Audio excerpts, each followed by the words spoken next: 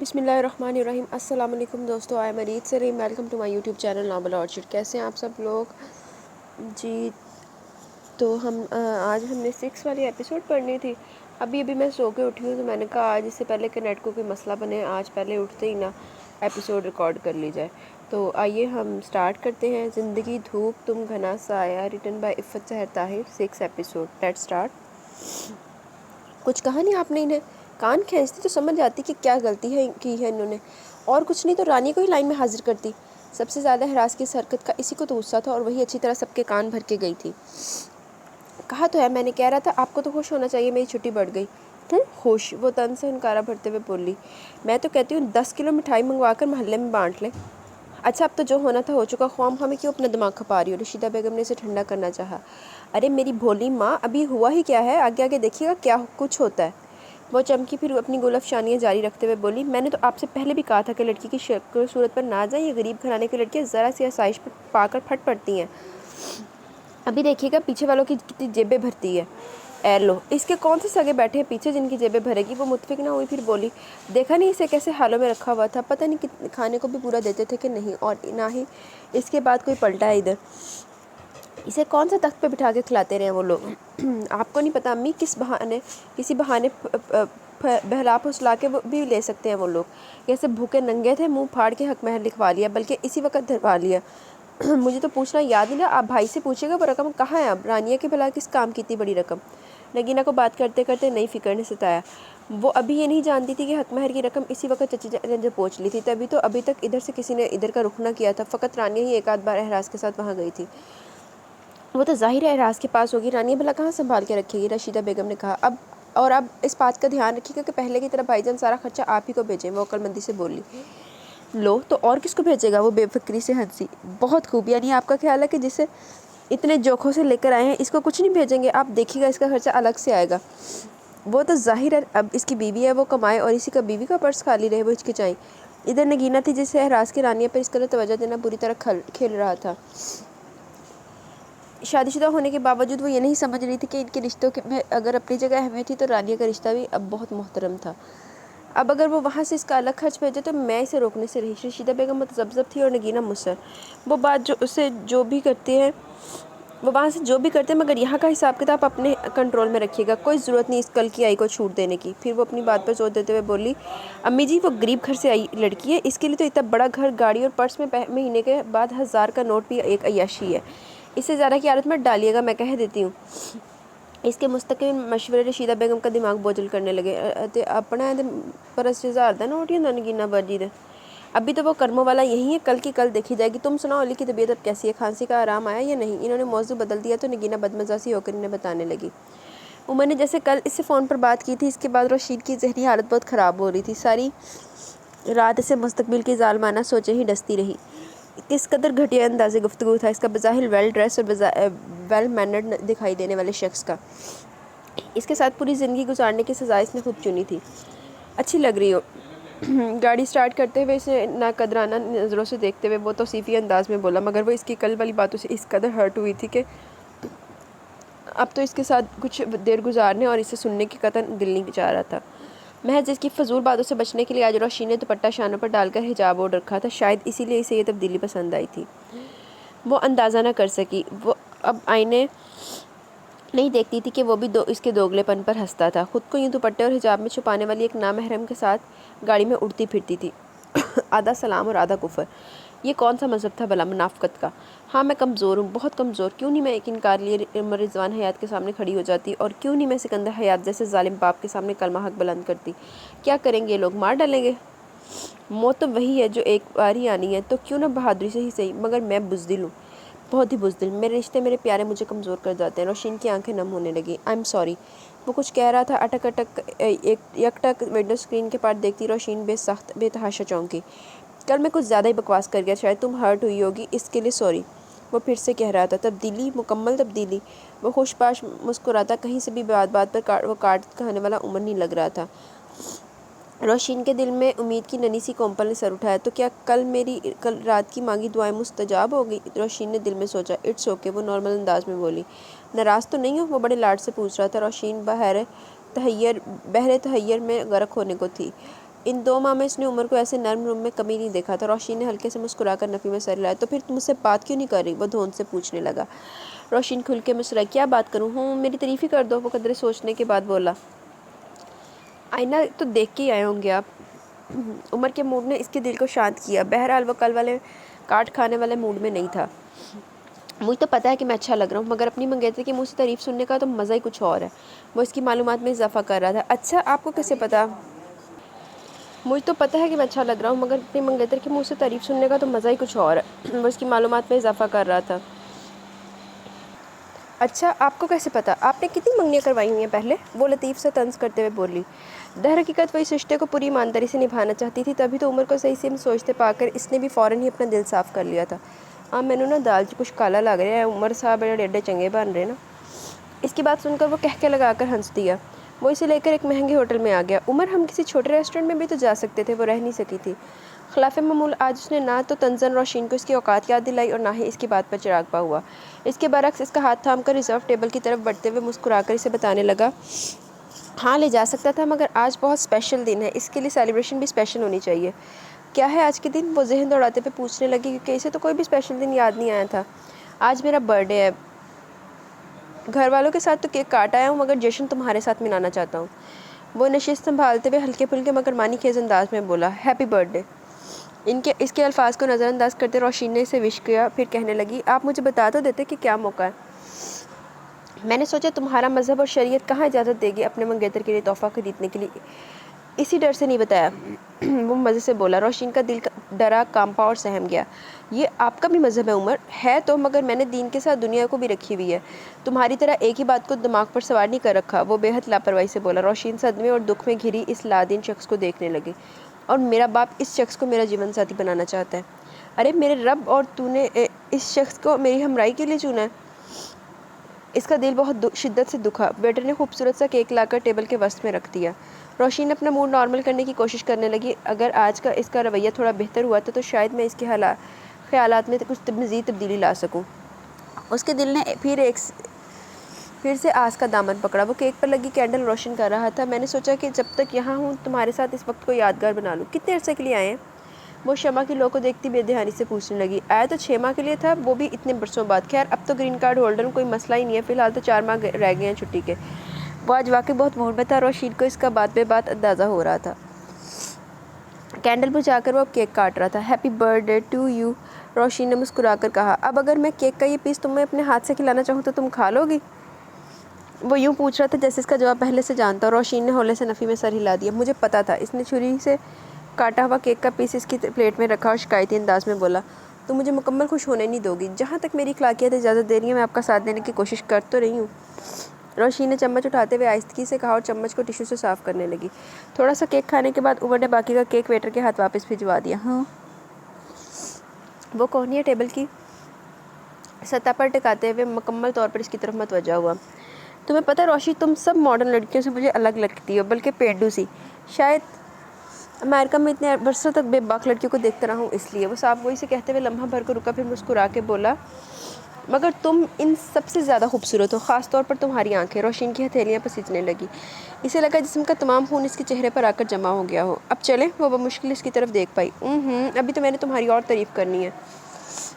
वो इसके ब्लश होते चेहरे को बेखुदी से तक रहा था, मगर रोशीन को इसका अंदाज़े नज़र अच्छा नहीं लग रहा था। देर हो रही है उमर, आदिल भाई घर आ जाएंगे। वो बेख्तियार कहकर पछताई और फ़ौरन इसे देखा, मगर उमर ने यूँ ज़ाहिर किया जैसे इसकी बात सुनी ही ना हो। अभी तो तुमने मुझे तोहफ़ा देना है, वो दोस्ताना अंदाज में बोला। वो उधार रहा, रोशीन ने जान छुड़ाने वाले अंदाज में कहते हुए अपना बैग उठाया। वो आदिल के आने से पहले घर पहुँचना चाहती थी। उधार मोहब्बत की कैंची है, तुमने सुना नहीं? वो अजीब से अंदाज में मुस्कुराया। अगर आप मुझे इन्फॉर्म कर देते तो यकीन करें मैं ये खाली हाथ नहीं आती। वो शर्मिंदा सी होने लगी। उमर ने वेटर को बुलाकर बिल पे किया और उठ खड़ा हुआ। परेशान क्यों होती हो, आओ मेरे साथ। वो मुस्कुराते हुए कहता इसे बैरूनी दरवाजे की बजाय अंदरूनी तरफ साथ लेकर बढ़ने लगा।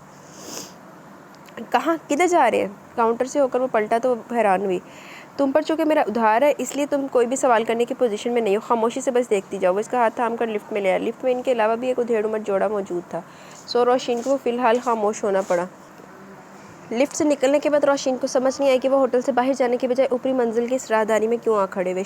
यहाँ शायद कमरे थे। उमर राहदारियों पर लगे नंबर्स देखता है एक दरवाजे के सामने रुक गया। यहाँ कौन है?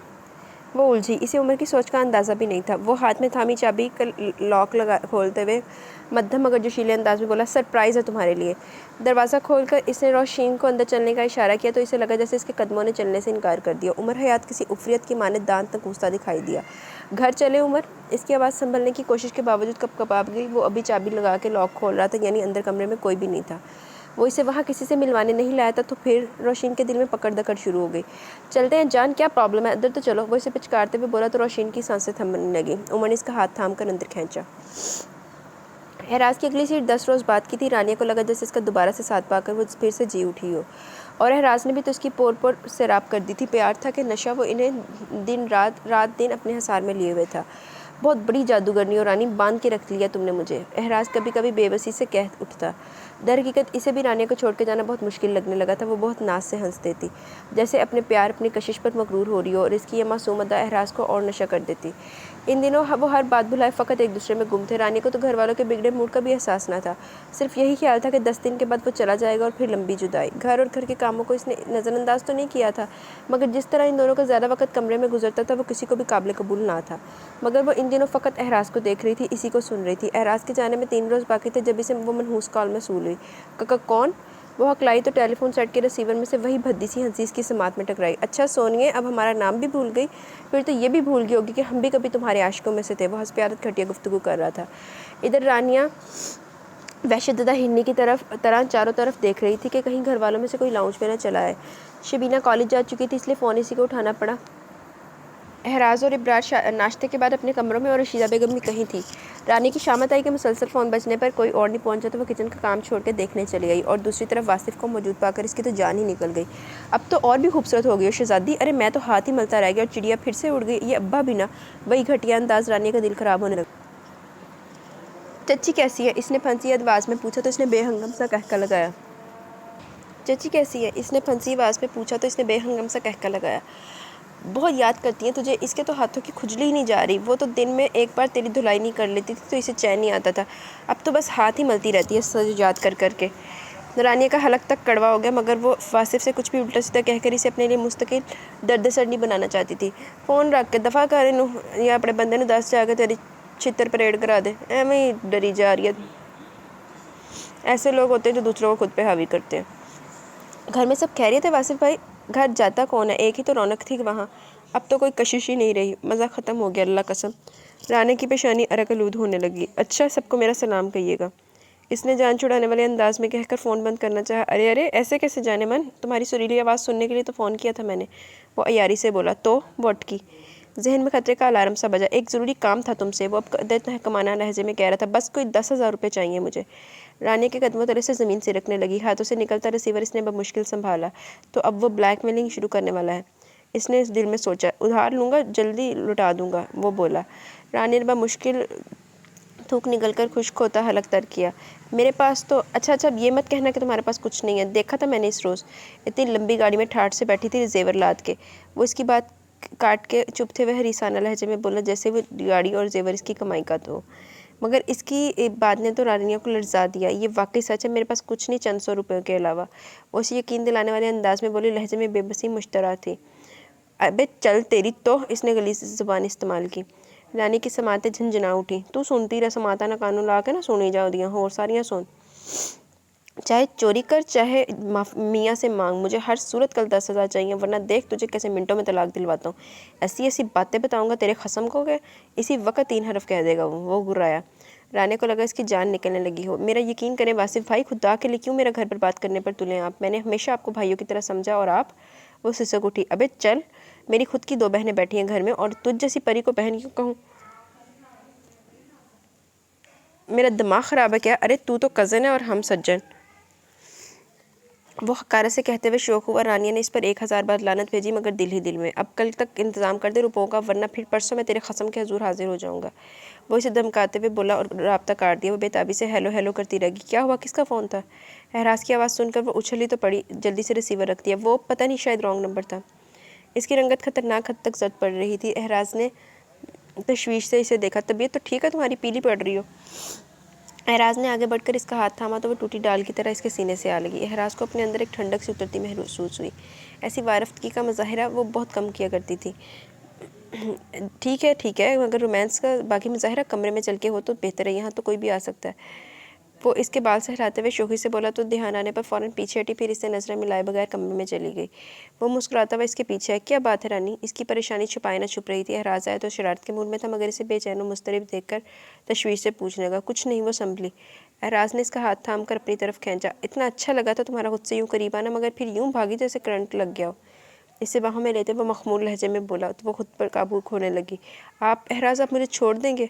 اس کے سینے میں منہ چھپائے وہ سسک اٹھی۔ پگلی، صرف کچھ عرصے کے لیے، پھر تو وہی ہم تم ہوں گے، بادل ہوگا۔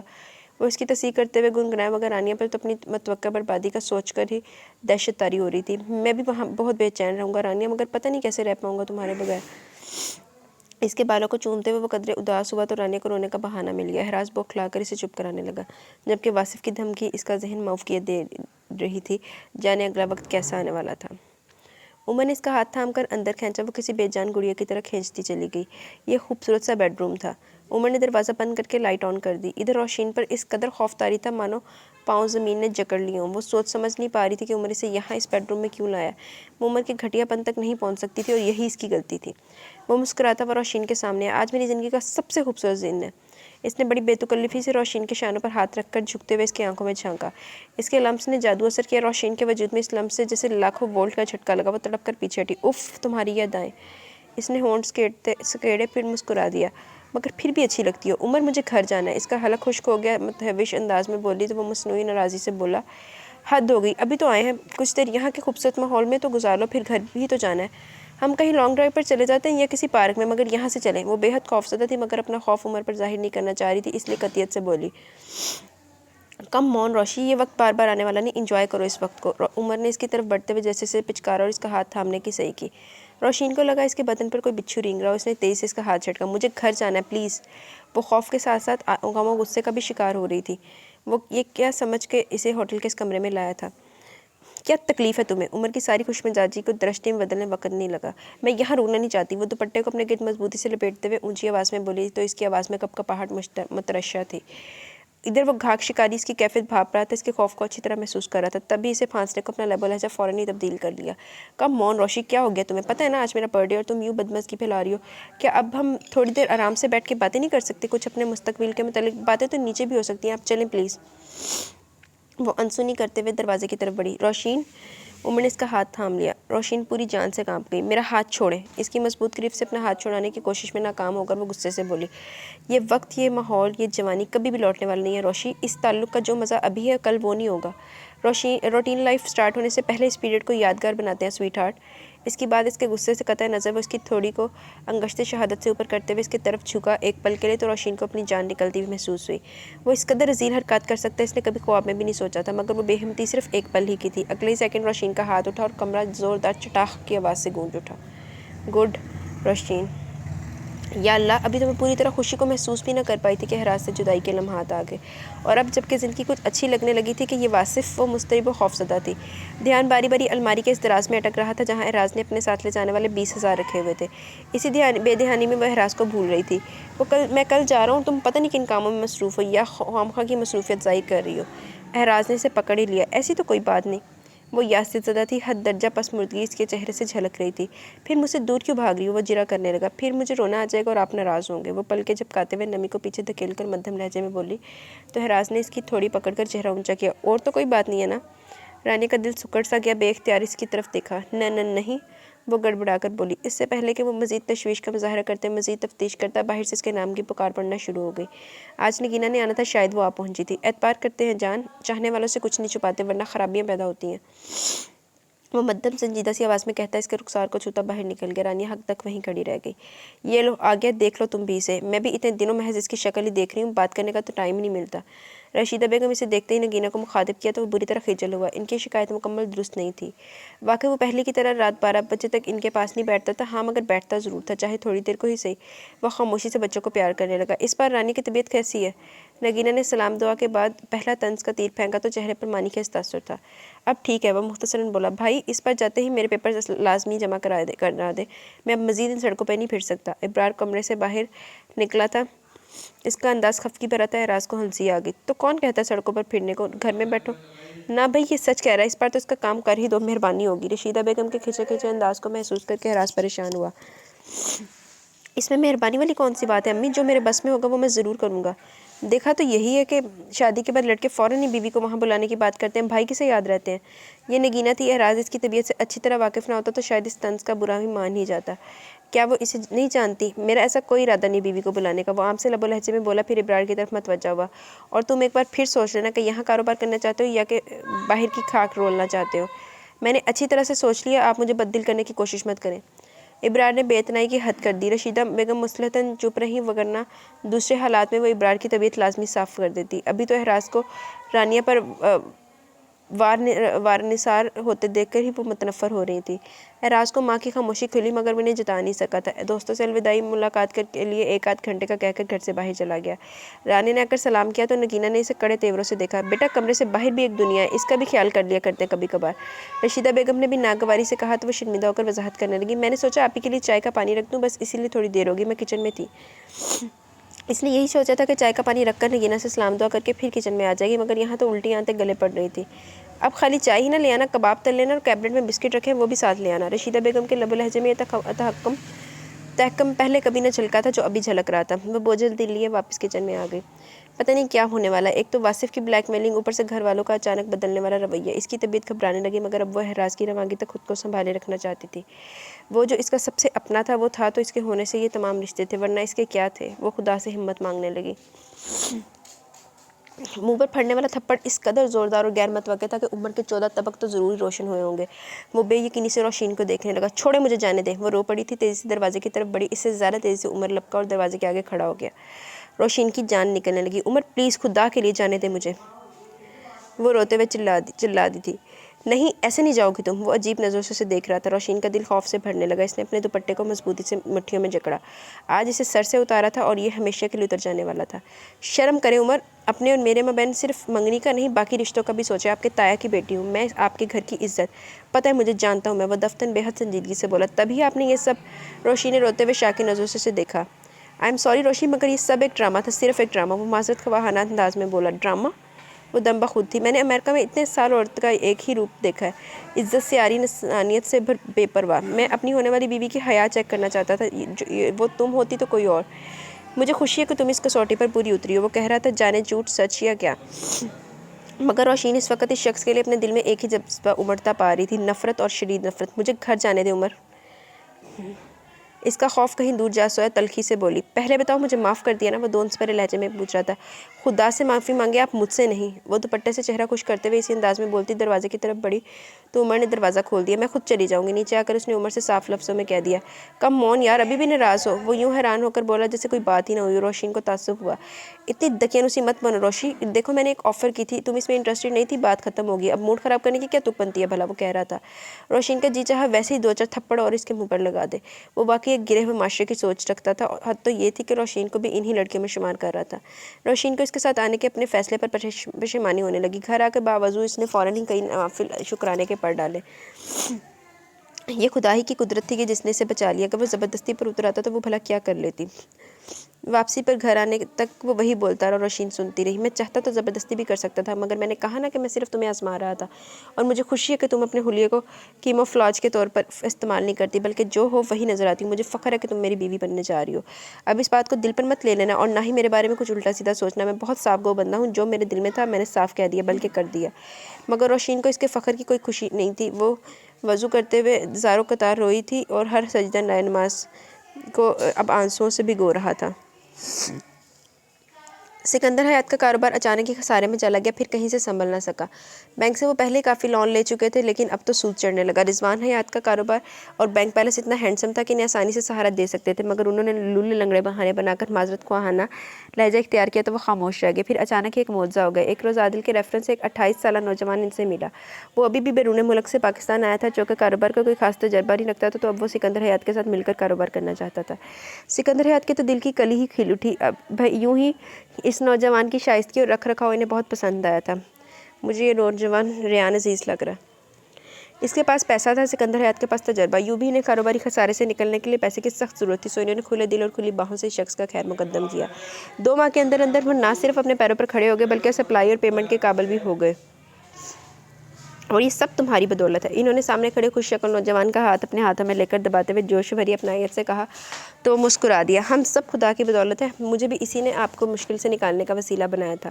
تمہاری رہائش کا مسئلہ حل ہو گیا یا نہیں؟ انہوں نے سامنے بیٹھے ہوئے نوجوان سے پوچھا تو وہ احتراماً ان کے لیے چائے مگ میں ڈالنے لگا۔ گھر تو آپ کو پتہ ہے خدا کے فضل سے بہت اچھا ہے میرے پاس، مگر تنہا رہنا مجھے اچھا نہیں لگتا۔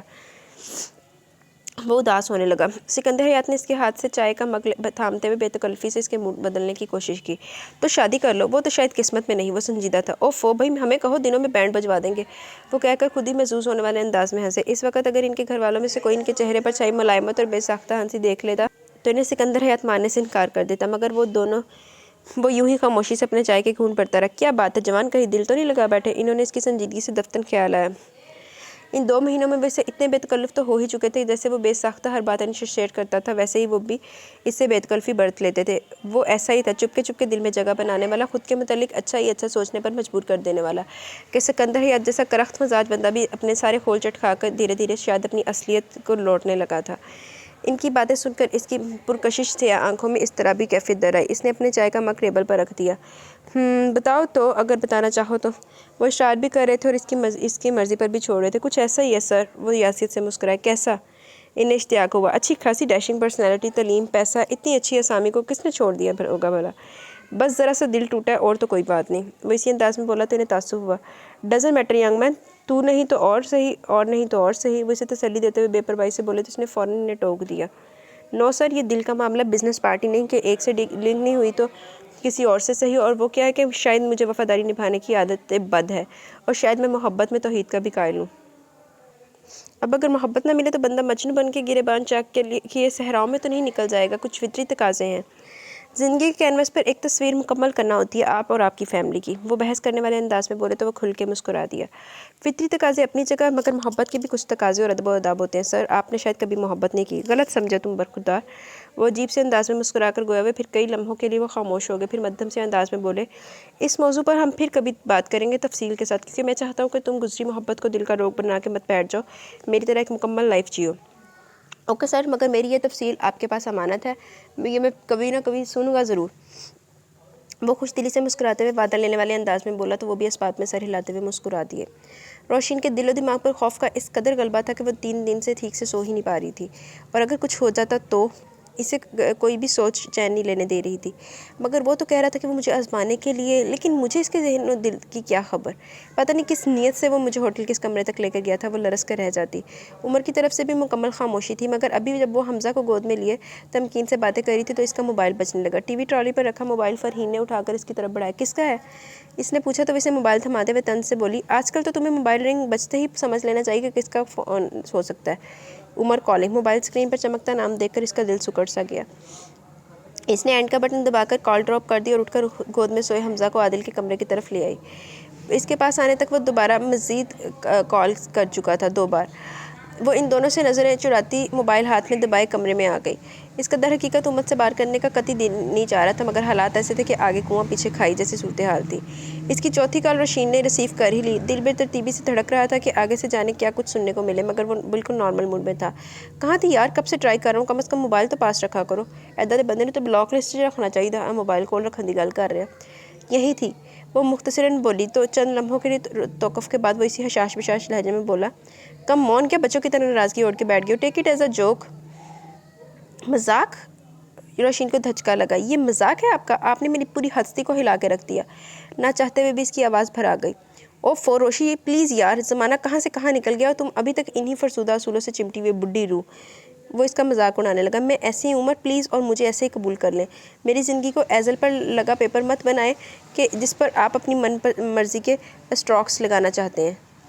وہ اس سے کہنا چاہتی تھی، مگر وہی کم ہمتی، دور فٹے منہ، کم ہمتی تھی تیری۔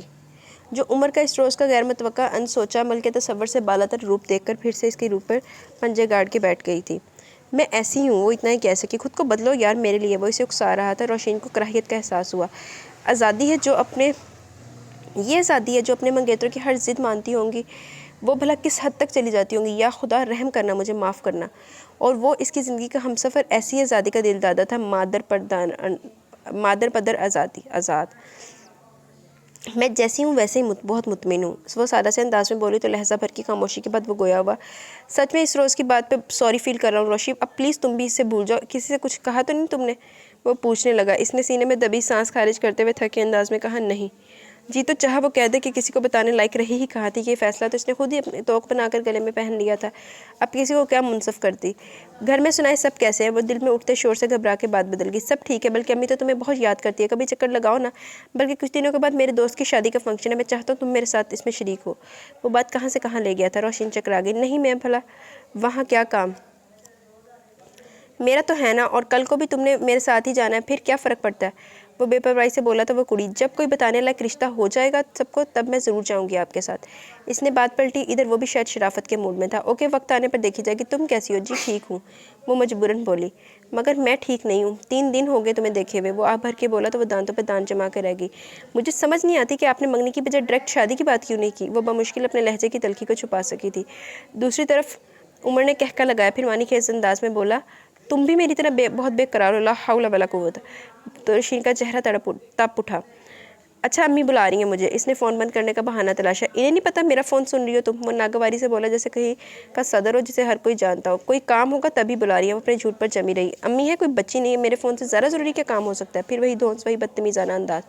روشین سلگ اٹھی۔ مائنڈ یو عمر، دنیا کا ہر کام چھوڑ کر ماں کی بات سننے کا حکم ہے۔ اچھا ملانی، وہ بیزار کن انداز میں بولا، کل آؤں گا میں شام کو، اکٹھے چائے پئیں گے۔ پھر اس نے کہا تو روشین نے شکر ادا کیا کہ اب کی بار اس نے کہیں باہر جانے کا پروگرام نہیں بنایا تھا، گھر والوں کی موجودگی میں تو ویسا کچھ نہیں کر سکتا تھا۔ رانیہ کا ایک دل کہتا کہ احراز کو ساری کتھا سنا دے، واصف کی بلیک میلنگ، اس کی دھمکی کے متعلق سب بتا دے، مگر پھر خیال آتا کہ اگر اس نے رانیہ کو ہی بے اعتبار ٹھہرایا تو وہ تو پیچھے جانے کے قابل بھی نہیں تھی کہ میں کا رہا ہی کہاں تھا۔ چچی کو سب بتانا قیامت لانے کے مترادف تھا۔ فوزی صوبے کے تعلقات ویسے ہی سے ٹھیک نہیں تھے۔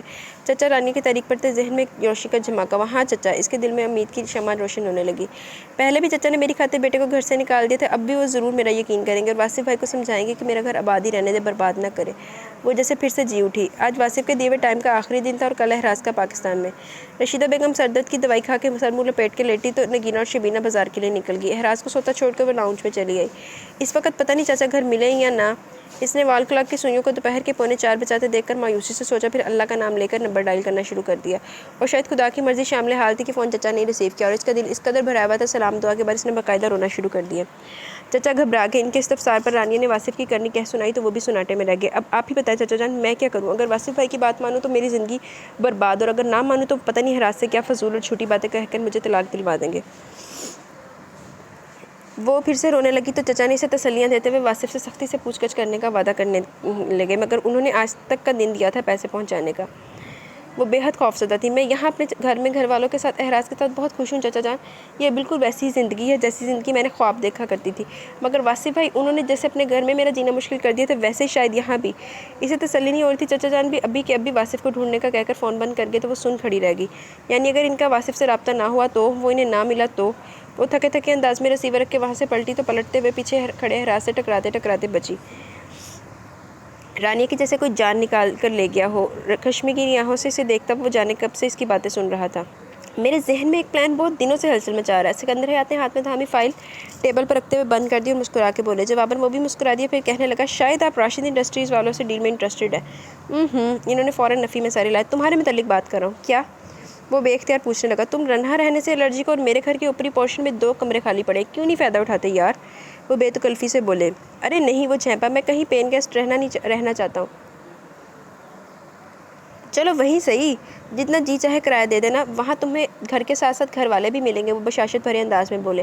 ذہن میں اس پل خیال سا لہرایا کہ فرین کا جوڑا اس کے ساتھ بے حد مناسب رہے گا، یقیناً وہ مان بھی جاتا ہے۔ ہو سکتا ہے کہ آپ کے گھر والے اسے مناسب خیال نہ کرے، وہ محتاطاً لفظوں میں بولا تو انہوں نے ہاتھ ہلا کر گویا مکھی اڑائی۔ اس گھر کا گھر والا میں ہی ہوں اور مجھے کوئی اعتراض نہیں، وہ پورا گھر تمہارا ہے۔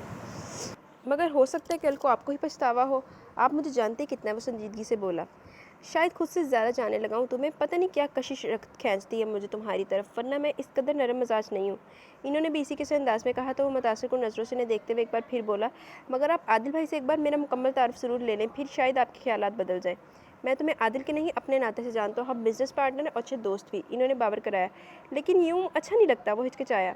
तुम बस यही समझ लो कि किराए के मकान में शिफ्ट हो रहे हो। इन्होंने इसकी रजामंदी पाकर खुशदिली से मशवरा दिया तो इसने हथियार डालने वाले अंदाज में शाने झटक दिए। तो फिर बेशक आज ही आ जाओ। ओके ओके, वो बेसाख्ता हंस दिया। सिकंदर हयात ने आसिया बेगम से इस सिलसिले में बात सरसरी बात की, वो भी इस ज़मन में इनके ऊपरी कमरों में झाड़ पोंछ करने आने की मजबूरी थी। जवान बच्चियां हैं घर में, इन्होंने दबे लहजे में एतराज़ किया। जानता हूँ मैं, एक तो तुम ही अकले कुल नहीं हो इस घर में। वो इन्हें फाड़ खाते को दौड़े फिर दबंग लहजे में बोले, मैंने जितना कहा इतना कर दो। मेरा पूरा इरादा है कि मैं फ़हीन की शादी इसी से करूँ। आइडियल लड़का है वो। आखिर उन्होंने धमाका कर ही दिया। फ़रहीन ने तो जब से सुना तब से एक पाँव पर नाच रही थी। आने दो इसे, होगा कोई सिकंदर हयात की फ़ोटो कॉपी, मुँह नोच लूँगी मैं इसका। रोशीन को इसकी संजीदा सूरत हाल में भी इसके अंदाज पे हंसी आ गई। बहुत खुश हो रही हो, तुम्हारी ही बद्दुआ लगी होगी जो यूँ अब मेरे लिए भी रिश्ते कतरे जा रहे हैं। वो इस पर चढ़ दौड़ी। रोशीन ने घबरा के कहा, नहीं मैंने तो यूं ही बस, मुझे दरअसल तन्हाइयाँ का कबाचा याद आ गया, जाने क्यों। खैर तुम्हारे कबाचे से तो अच्छा ही होगा। वो फ़ौरन ही पलट गई और तंजिया बोली, तो फिर आराम से बैठ जाओ, क्यों टाप रही हो। रोशीन ने सादगी से कहा तो इसने रोशीन को बाकायदा घूर के देखा, फिर आसिया बेगम से उलझने लगी। हमें क्या कुर्बानी का बकरा समझ रखा है अब्बू ने? अपने एहसानों के बदले में हमें भेड़ चढ़ाने दे रहे हैं। क्या फजूल बोलती रहती हो। आसिया बेगम ने इसे झिड़क दिया। ऐसे ही थोड़ी हम तुम्हें खाई में धक्का दे देंगे। यही तो डर है मुझे अम्मी जान, इस घर में बड़ा देखभाल के धक्का देने का रवाज है। वो तलखी भरे तंजिया लहजे में बोली तो आसिया बेगम चुप रहेगी। फजूल बातें मत करो फरी, कौन सा तुम्हारा रिश्ता तय हो चुका है वहाँ। रोशीन ने माँ की बेबसी महसूस करते फरहीन को टोका तो वो तड़क कर बोली, अब्बू ने कह दिया तो समझो हो गया, मगर आप लोग लिख के रख लें, मैं ऐसा कभी नहीं होने दूंगी। अब्बू की पसंद के शख्स को तो मैं अपना शोफर तो बना लूँगी। वो गुस्से में चंगेज़ खान की औलाद लगने लगी थी। बहुत खूब, बहुत अच्छी तकरीर थी। अल्फाज का चुनाव बहुत ज़बरदस्त, मगर अंदाज़े बयान तो बहुत ही मुतासिरकुन था। मगर सामीन गलत है। ये तकरीर जाके अब्बू जान के सामने झाड़ो ताकि वो अच्छी तरह से तुम्हारे ख्यालात पर झाड़ू फेरे। रोशीन ने बहुत ठंडे लहजे में कहा तो वो तनकी, मुझे चैलेंज मत करो रोशीन बीबी, तुम जानती हो मैं क्या कर सकती हूँ। अच्छा ये बहस बंद करो अब। आसिया बेगम ही को फिर से रेफरी के फ़राइज़ सर अंजाम देने पड़े। फिर वो फ़रहीन को समझाने लगी, अभी तो उन्होंने महज अपना अंदिया ज़ाहिर किया है, वो भी शायद इसलिए कि हम लोग इसकी खातिर खिदमत पे कोई कमी ना छोड़े। सारी बात एक तरफ से थोड़ी तय हो जाती है, आखिर को लड़के के घर वाले होंगे, इन्होंने अपने मुंह से थोड़ी रिश्ता दे देना है। तुम फिक्र मत करो। लो जी, अभी से मेरी फ़िक्रमंदी के दिन शुरू हुए हैं, बल्कि आप फटाफट खुद से मेरा रिश्ता ढूंढना शुरू करें। मैं अब्बू को अपनी तरफ से किसी कुर्बानी की खुशी हासिल नहीं होने देना चाहती। वो चमक कर बोली तो इन दोनों ही को इसके अंदाज पर हंसी आ गई। आप लोगों को तो कोई फ़र्क पड़ता ही नहीं है इनके जुल्म सितम से, ऐसी आदी हुई हैं आप दोनों। फ़रहीन ने तंजिया कहा तो रोशीन ठंडी सांस भर सकी कि कुछ कहना, अपने दुख पर फरोलना शायद इसके नसीब में ना था। तमकीन हमज़ा को सुला कर आई तो फ़रहीन ने फ़ौरी तौर पर इसे सारी बात पहुंचाई। अब आप ही बताइए, मुझे अपनी ज़िंदगी खुद जीने का हक़ नहीं है? आखिर में वो बेहद जज्बाती होकर पूछने लगी तो आसिया बेगम ने हाथों में सर थाम लिया। तमकीन सूरत हाल भांप गई। ओफ़ो भाई, तुम तो यूँ मुफ्त की परेशानी ले के बैठी हो, हम सब हैं ना इस तरह के मामला देखने के लिए। और अब तो अब्बू भी काफ़ी बदल गए हैं, जब से हम यहाँ शिफ्ट हुए हैं उन्होंने अपना मिजाज नहीं दिखाया। ऐसी कोई बात हुई तो तुम्हारे भाई साहब हैं ना बगावत का कलम उठाने के लिए। तमकीन ने से हौसला दिया तो मुस्कुरा दी। इतनी मुश्किलों से तो आपकी वापसी हुई है, फिर से निकलने का इरादा है क्या? बदफाले मुँह से मत निकालो। आसिया बेगम ने इसे टोका। बहरहाल वो शख्स आ जाए तो इसे पिछले रास्ते से सीढ़ियाँ चढ़ाकर ऊपर पहुंचा दिया जाए, वरना मैं इसे बिल्कुल ऊपर ही भी पहुंचा सकती हूँ। फ़रहीन ने अटल अंदाज में अपना अज़म बयान किया तो वो बेबसी से इसे देख के रह गई। बहुत सोच विचार करने के बाद बिलाखिर इसने सिकंदर हयात की ऑफ़र से फ़ायदा उठाने की सोच ही ली थी और इन्हें फ़ोन कर दिया। वेरी गुड, पोर्शन बिल्कुल रेडी है, तुम बस अपने कपड़े और अशद ज़रूरत का सामान ले लो, बाकी वहाँ हर शय मौजूद है। वो इसके फ़ैसले पर खुश हुए थे। फ़र्नीचर वगैरह तो नहीं चाहिए होगा? वो पूछने लगा। अरे नहीं, एक्चुअली शादी से पहले आदिल रहता रहा है वहाँ, अब तो वो नीचे ही होता है माँ के पास, इन्होंने बताया। और हाँ, और अब वो पेइंग गेस्ट के तौर पर इनके गेट के बाहर खड़ा। बहुत दफ़ा बेल करने के बाद भी कोई बाहर न निकला तो इसे एहसास हुआ कि शायद बिजली नहीं थी। इसने यूं ही गेट को दबाया तो वो खुलता चला गया। गहरी सांस भरता वो अपना बड़ा सा सफरी बैग कंधे पर डाले सूटकेस धकेलता अंदर चला आया। दाहिनी साइड पर वसी लॉन था, पोर्च इस वक्त खाली था। वो जायज़ा लेता दरवाज़ा खोलकर सामान लिए अंदर दाखिल हुआ। कॉरिडोर के आखिरी सिरे पर टीवी लाउंज था और वहाँ से बातों की आवाज़ें आ रही थी। वो खनकार कर खुद को पर इत्मीनान ज़ाहिर करता हुआ अंदर दाखिल हुआ तो वहाँ मौजूद सभी नज़रें एकदम से खामोश होकर आने वाले को देखने लगी। इसने सलाम किया। मुझे सिकंदर हयात साहब ने भेजा है, वो शायद ऊपरी पोर्शन किराए पर देना चाहते हैं। बहुत शाइस्तगी से इसने अपनी आमद की वजाहत की तो ज़ब्त करते हुए भी इसे देखकर मारे खुशी और मसरत के फ़रहीन चीख उठी। जहाँ आने वाले को देखकर सब दंग रह गए, वहीं ज़ब्त ना करते हुए फ़रहीन खुशी और मसरत से चीख उठी, रेयान भाई व्हाट अ सरप्राइज़। आसिया बेगम के चेहरे पर भी इत्मीनान भरी मुस्कुराहट फैल गई। तमकीन हंसती हुई रेयान से मिल रही थी और वो इसकी गोद से हमज़ा को लेकर अपने मखसूस अंदाज में हवा में उछाल रहा था। खुशी, मुसरत, इत्मीनान हर शय थी इस पल वहाँ, मगर वहीं इस लाउंज के एक सोफ़े में धंजी रोशीन सिकंदर हयात ने खुद को बेजान होता महसूस किया था। وہ جس کے سائے سے بھی بچنا چاہ رہی تھی، جسے نہ دیکھ کر وہ خود کو یقین دلاتی رہتی کہ وہ اس کی زندگی میں ہی نہیں، آج ایک اٹل حقیقت اور روز روشن کی طرح اس کے سامنے آ کھڑا ہوا تھا۔ مگر کس طرح کہ اسے ایک مکمل طور پر نظر انداز کرتے ہوئے وہ اس کے سامنے موجود ہوتے ہوئے بھی گویا کہیں نہیں تھی۔ تمکین فوراً بھائی کی محبت سے سرشار اس کے لیے کچھ کھانے پینے کا انتظام کرنے بھاگی۔ تو آپ ہیں وہ سرپرائز ابو کے نئے بزنس پارٹنر؟ فرین بے حد خوش تھی۔ ریان نے مسکرا کر اس بات پہ سر ہلایا تو فرین نے اوپر دیکھا۔ شکر ہے خدایا، ابو نے زندگی میں کوئی تو بہترین کام کیا۔ فری بدتمیزی مت کرو، آسیہ بیگم نے فوراً اسے ڈانٹ دیا تو اس نے کان پکڑ لیے۔ میں تو بہت پریشان تھی، جانے بھرے پورے گھر میں یہ کس کو اٹھا لے ہیں، مگر اب ساری پریشانی دور ہو گیا۔ آسیہ بیگم کی طمانینت ان کے لب و لہجے سے ظاہر تھی۔ سب مطمئن تھے، خوش تھے اور روشین طوفانوں میں گھری تھی۔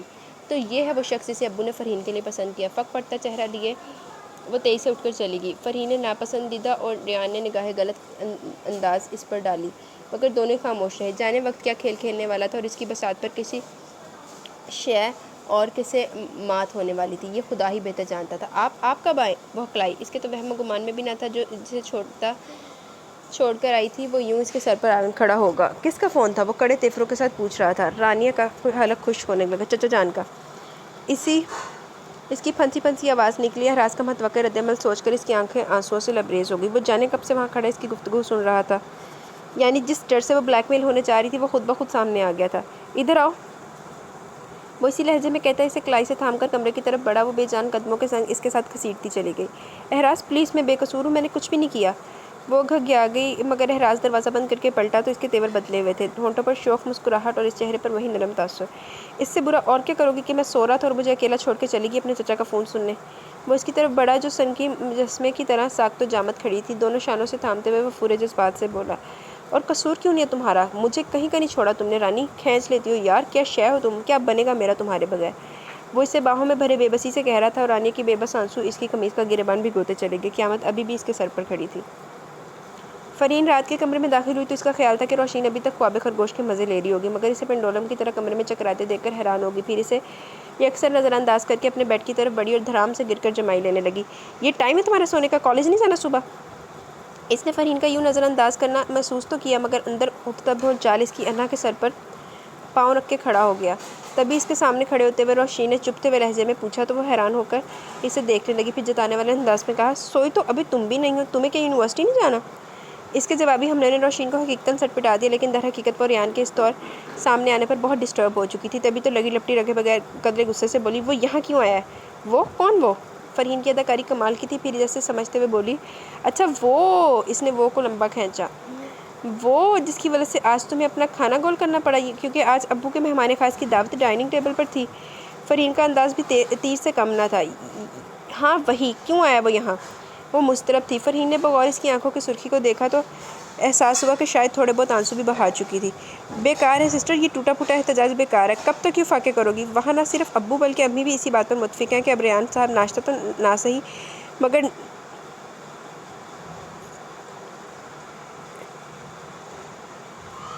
نظر انداز کرتی اپنے بیڈ کی طرف بڑھی اور دھڑام سے گر کر جمائی لینے لگی۔ یہ ٹائم میں نے لگا رپیٹ ہو گیا۔ پھر ایک تو یہاں پہ نا اس PDF میں رپیٹ کیوں بہت ہوئے میں کہ اب ریان صاحب ناشتہ تو نہ صحیح مگر کھانا لازمی ہمارے ساتھ کھایا کریں گے۔ ناشتے کی چھوٹ ان کی ضد کی وجہ سے دی گئی ہے۔ فرین اطلاق نے اسے سن کر دیا۔ وہ اپنے گھر میں جا کر کیوں نہیں رہتا؟ اچھا بھلا گھر ہے اس کا، اور کھانا لازمی ہمارے ساتھ کھایا۔ آہا، پھر رپیٹ ہے۔ اس کے اندر بہت کچھ ٹوٹ رہا تھا، بھلا وہ یوں دن رات سامنے رہے اور وہ پتھر بنی رہے، اتنی مضبوط تو وہ کبھی بھی نہ رہی تھی۔ تمہیں کیا اعتراض ہے روشی؟ فرین نے پرسکون لہجے میں کہتے ہوئے اسے دیکھا تو وہ غصے سے بولی، ایک اجنبی شخص دن رات یوں سر پر سوار رہے گا تو کیا ڈسٹربنس نہیں ہوگی؟ سر پر یا ذہن پر؟ فرین نے قدرے توقف کے بعد ذومانی انداز میں پوچھا تو اس کی رنگت تپ اٹھی۔ شٹ اپ فری، فضول گوئی مت کرو، میری منگنی ہو چکی ہے۔ تو پھر کیا مسئلہ ہے؟ فرین نے بیزاری سے پوچھا۔ مسئلہ یہ ہے کہ وہ یہاں نہیں رہے گا، وہ قطعیت سے بولی۔ تو ابو سے جا کر کہو نا، ان سے ویسے بھی تمہاری کیمسٹری خوب ملتی ہے، ایک دوسرے کی باتیں مان اور سمجھ لیتے ہو۔ فرین کے طنز کو وہ پی کے اچھی طرح جانتی تھی وہ کس طرف اشارہ کر رہی ہے۔ تم سب احتجاج کرو گے تو ہی وہ مانیں گے۔ اس بار وہ تنہا تھی، وگرنہ تو سکندر حیات کے غلط طرز عمل کے خلاف سبھی اٹھ کھڑے نہ بھی ہوتے تو لفظی احتجاج ضرور کرتے۔ کیوں؟ ہمیں کیا تکلیف ہے بھلا؟ جسے ہے وہ کرے احتجاج۔ فرین نے بے پرواہی سے کہتے ہوئے تکیہ منہ پر رکھ لیا۔ روشین پیچ و تاب کھا کر رہ گئی۔ ہاں مجھے ہے تکلیف، وہ اس طرح بنا کسی حق کے ہمارے گھر میں کیسے دندناتا پھر سکتا ہے؟ اس کی بات سن کر فرین نے چند لمحوں کے بعد تکیہ منہ سے ہٹایا اور بے حد سنجیدگی سے بولی، حق تو شاید کچھ عرصے بعد اس کا بن ہی جائے۔ تم نے سنا نہیں ابو نے اسے کس نظریے سے اس گھر میں لائے ہیں؟ فریم کی بات سن کر اس کے ذہن میں جھکڑ چلنے لگے، تو کیا سب جانتے ہوئے بھی یہ راضی ہے؟ ورنہ تو سب سے پہلے احتجاج اسی کی جانب سے آنا تھا۔ روشنی آہستگی سے پلٹی تو فریم کی آنکھوں میں اس کے لیے تعصب اتر آیا۔ میری آنکھوں میں تھا لہو کا عذاب، میری آنکھوں کو تو نے خواب دیے، میں اندھیروں کے پیراہن میں تھی، میں چراغوں کی لو سے ڈرتی تھی، میرے قدموں کو آفتاب دیے، مجھ کو اپنے پر اختیار نہ تھا، مجھ کو احکام انتخاب دیے، کتنے الجھے سوال تھے میری ذات، سب کو کسے سجل جواب دیے، سن کر میرا افسانہ غم دل، کتنے عنوان کتنے باب دیے، میرے آنچل کے سارے خار چن کر اور میری گود میں گلاب دیے، میرے ایک ایک دکھ کو یاد رکھا اور سکھ سارے بے حساب دیے۔ رانیہ پس مردہ تھی، اس کی زندگی میں بہار وہ تھا، زندگی کا ہر رنگ وہ تھا، اور اب وہ دور جا رہا تھا تو گویا زندگی کے کینوس کو بے رنگ کر رہا تھا۔ اعراز آج صبح سے ہی پتہ نہیں کہاں گیا ہوا تھا، کتنی بار موبائل ٹرائی کر چکا ہوں مگر کوئی جواب موصول نہیں ہو رہا۔ ابرار کوفت میں مبتلا تھا، خدا خیر ہی کرے، ایک بار تو سیٹ آگے کروا چکے ہیں۔ نگینہ نے تنک کر کہا تو رانیہ چور سی بن گئی۔ دوست تو اتنے زیادہ اس کے ہیں نہیں، ذیشان ہی سے پتہ کرتے۔ رشیدہ بیگم بھی پریشان تھی، اتنا غیر ذمہ دار تو وہ کبھی نہیں رہا۔ ابھی تک گھر سے نکلے ہوئے سیاق و سباق بتا کر جاتا تھا، مگر آج ناشتے کے بعد گھر سے باہر نکلا تو بنا کچھ بتائے۔ میں لگدا ہے نا اوندی چھتر پریڈ ہی کرن گیا وا اودے کزن دی۔ وہ تو یہی سمجھی ذرا چہل قدمی کے لیے نکل رہا تھا، مگر اب 3-4 گھنٹے ہو چکے تھے اور اعراز کا کچھ پتہ نہ تھا۔ اب سے ٹھیک 2 گھنٹے کے بعد اسے فلائٹ پکڑنی تھی۔ تمہیں بھی کچھ بتا کر نہیں گیا؟ نگینہ نے بلا مبالغہ کچھ چوتھی مرتبہ رانیہ سے پوچھا، حالانکہ اس نے پہلی بار ہی نفی میں جواب دیا تھا، مگر بعض لوگ ہوتے ہیں نا لیموں کے خالی چھلکے سے رس نکالنے کے عادی۔ نگینہ کا شمار بھی انہیں لوگوں میں ہوتا تھا۔ اوفو، اسے کچھ بتا کر جاتا تو بتا نہ دیتی؟ صورتحال ایسی تھی کہ رشیدہ بیگم بھی جھلاہٹ کا شکار تھی۔ نگینہ منہ بنا کر رہ گئی۔ میرے خیال میں تو ان کا دل ہی نہیں کر رہا واپس جانے کو۔ ابرار نے اطمینان سے رائے زنی کی رانیہ کے لیے اور شرمندگی۔ بھلا اور کیا وجہ ہو سکتی ہے اعراز کے دل نہ کرنے کی؟ اور پھر خدا نے کیا کیا تو وہ کچھ دیر تک آن پہنچا؟ کیا، کہاں، کدھر؟ ڈھیروں سوال۔ وہ ہنسی آئی، یوں ہی کچھ لوگوں سے ملنا تھا۔ ابھی یاد آیا تمہیں لوگوں سے ملنا؟ فلائٹ میں وقت ہی کتنا رہ گیا؟ رشیدہ بیگم ناراض ہوئی۔ ایک قرضہ چکانا تھا امی، اور چلے تو جانا ہے، آج نہیں تو کل، کل نہیں تو پرسوں۔ وہ انہیں ٹالتا شاور لینے کا کہہ کر اٹھ کھڑا ہوا، ساتھ ہی رانیہ کو بھی اشارہ کیا، جو چیزیں رہ گئی ہیں وہ بھی میرے چھوٹے بیگ میں رکھ دو۔ وہ اس کے پیچھے کمرے میں آ گئی، اس سے کوئی بات کیے بغیر وہ شاور لینے گھس گیا۔ رانیہ اس کی تمام چیزیں پہلے ہی پیک کر چکی تھی، ابھی تو یوں ہی اس نے کہا تو وہ اس کے پیچھے چلی آئی۔ بیڈ کے کنارے ٹکی وہ اس کے انتظار میں تھی، آنکھیں بار بار بھر آتی۔ تو یہ پیار بھرے دن اور سہانی راتیں ختم ہو چلی۔ دوری کتنی بری شے ہے، اور جدائی عذاب۔ وہ بار بار ہتھیلیوں سے رگڑ کر آنکھیں صاف کرتی اور اتنی ہی بار دوبارہ آنکھوں سے سیل رواں ہو جاتا۔ اب بس بھی کرو، کیوں آنکھوں کا ستیہ ناش کر رہی ہو؟ وہ جانے کس شدت سے جدائی کے کرب کو محسوس کرنے میں گم تھی، اس کی آواز پر چونکی۔ پینٹ میں ملبوس اوپری جسم کو تولیے سے رگڑ کر خشک کرتا وہ اسی کی طرف متوجہ تھا۔ وہ اضطراری انداز میں اٹھ کھڑی ہوئی۔ تم نے وعدہ کیا تھا اب نہیں روگی۔ وہ تولیے سے بال رگڑتا اس کی طرف آیا اور اسے یاد دلانے لگا۔ رانیہ نے اس بات میں سر ہلایا۔ مجھے جاتے ہوئے تمہاری ہنستی ہوئی پیاری سی شکل ساتھ لے جانی ہے، نہ کہ یہ روتی بسورتی سرخ ناک والی۔ وہ انگلی سے اس کی ناک کو سرخ نوک کو چھو کر محبت سے بولا تو وہ تیزی سے آگے بڑھی اور اس کے اپنے بیچ سارے فاصلے سمیٹ گئی۔ اعراز خوشگوار سے احساس میں گھر گیا، اس کی باہوں کا گھیرا اس مخملی وجود کے گرد تنگ ہونے لگا۔ اگر کبھی میری یاد آئے تو چاند راتوں کو نرم دلگیر روشنی میں کسی ستارے کو دیکھ لینا، اگر وہ نخلے فلک سے اڑ کر تمہارے قدموں میں آ گرے تو یہ جان لینا وہ استعارہ تھا میرے دل کا۔ اگر نہ آئے، مگر یہ ممکن ہی کہاں ہے کہ تم کسی پر نگاہ ڈالو تو اس کی دیواریں جا نہ ٹوٹے، وہ اپنی ہستی نہ بھول جائے، اس کا دل پذیر لمس اور پرحدت سرگوشیاں۔ رانیہ کو اپنا آپ ہلکا پھلکا ہو کر ہوا میں تحلیل ہوتا محسوس ہو رہا تھا۔ اتنی محبت، اتنی چاہت، چلو ٹھیک ہے، دل تو بہت کچھ کہتا ہے، مگر دل کا کہنا کیا؟ ٹائم بہت تھوڑا رہ گیا۔ اس کے بعد وہ تیزی سے بنیان اور شرٹ پہن کر تیار ہوا،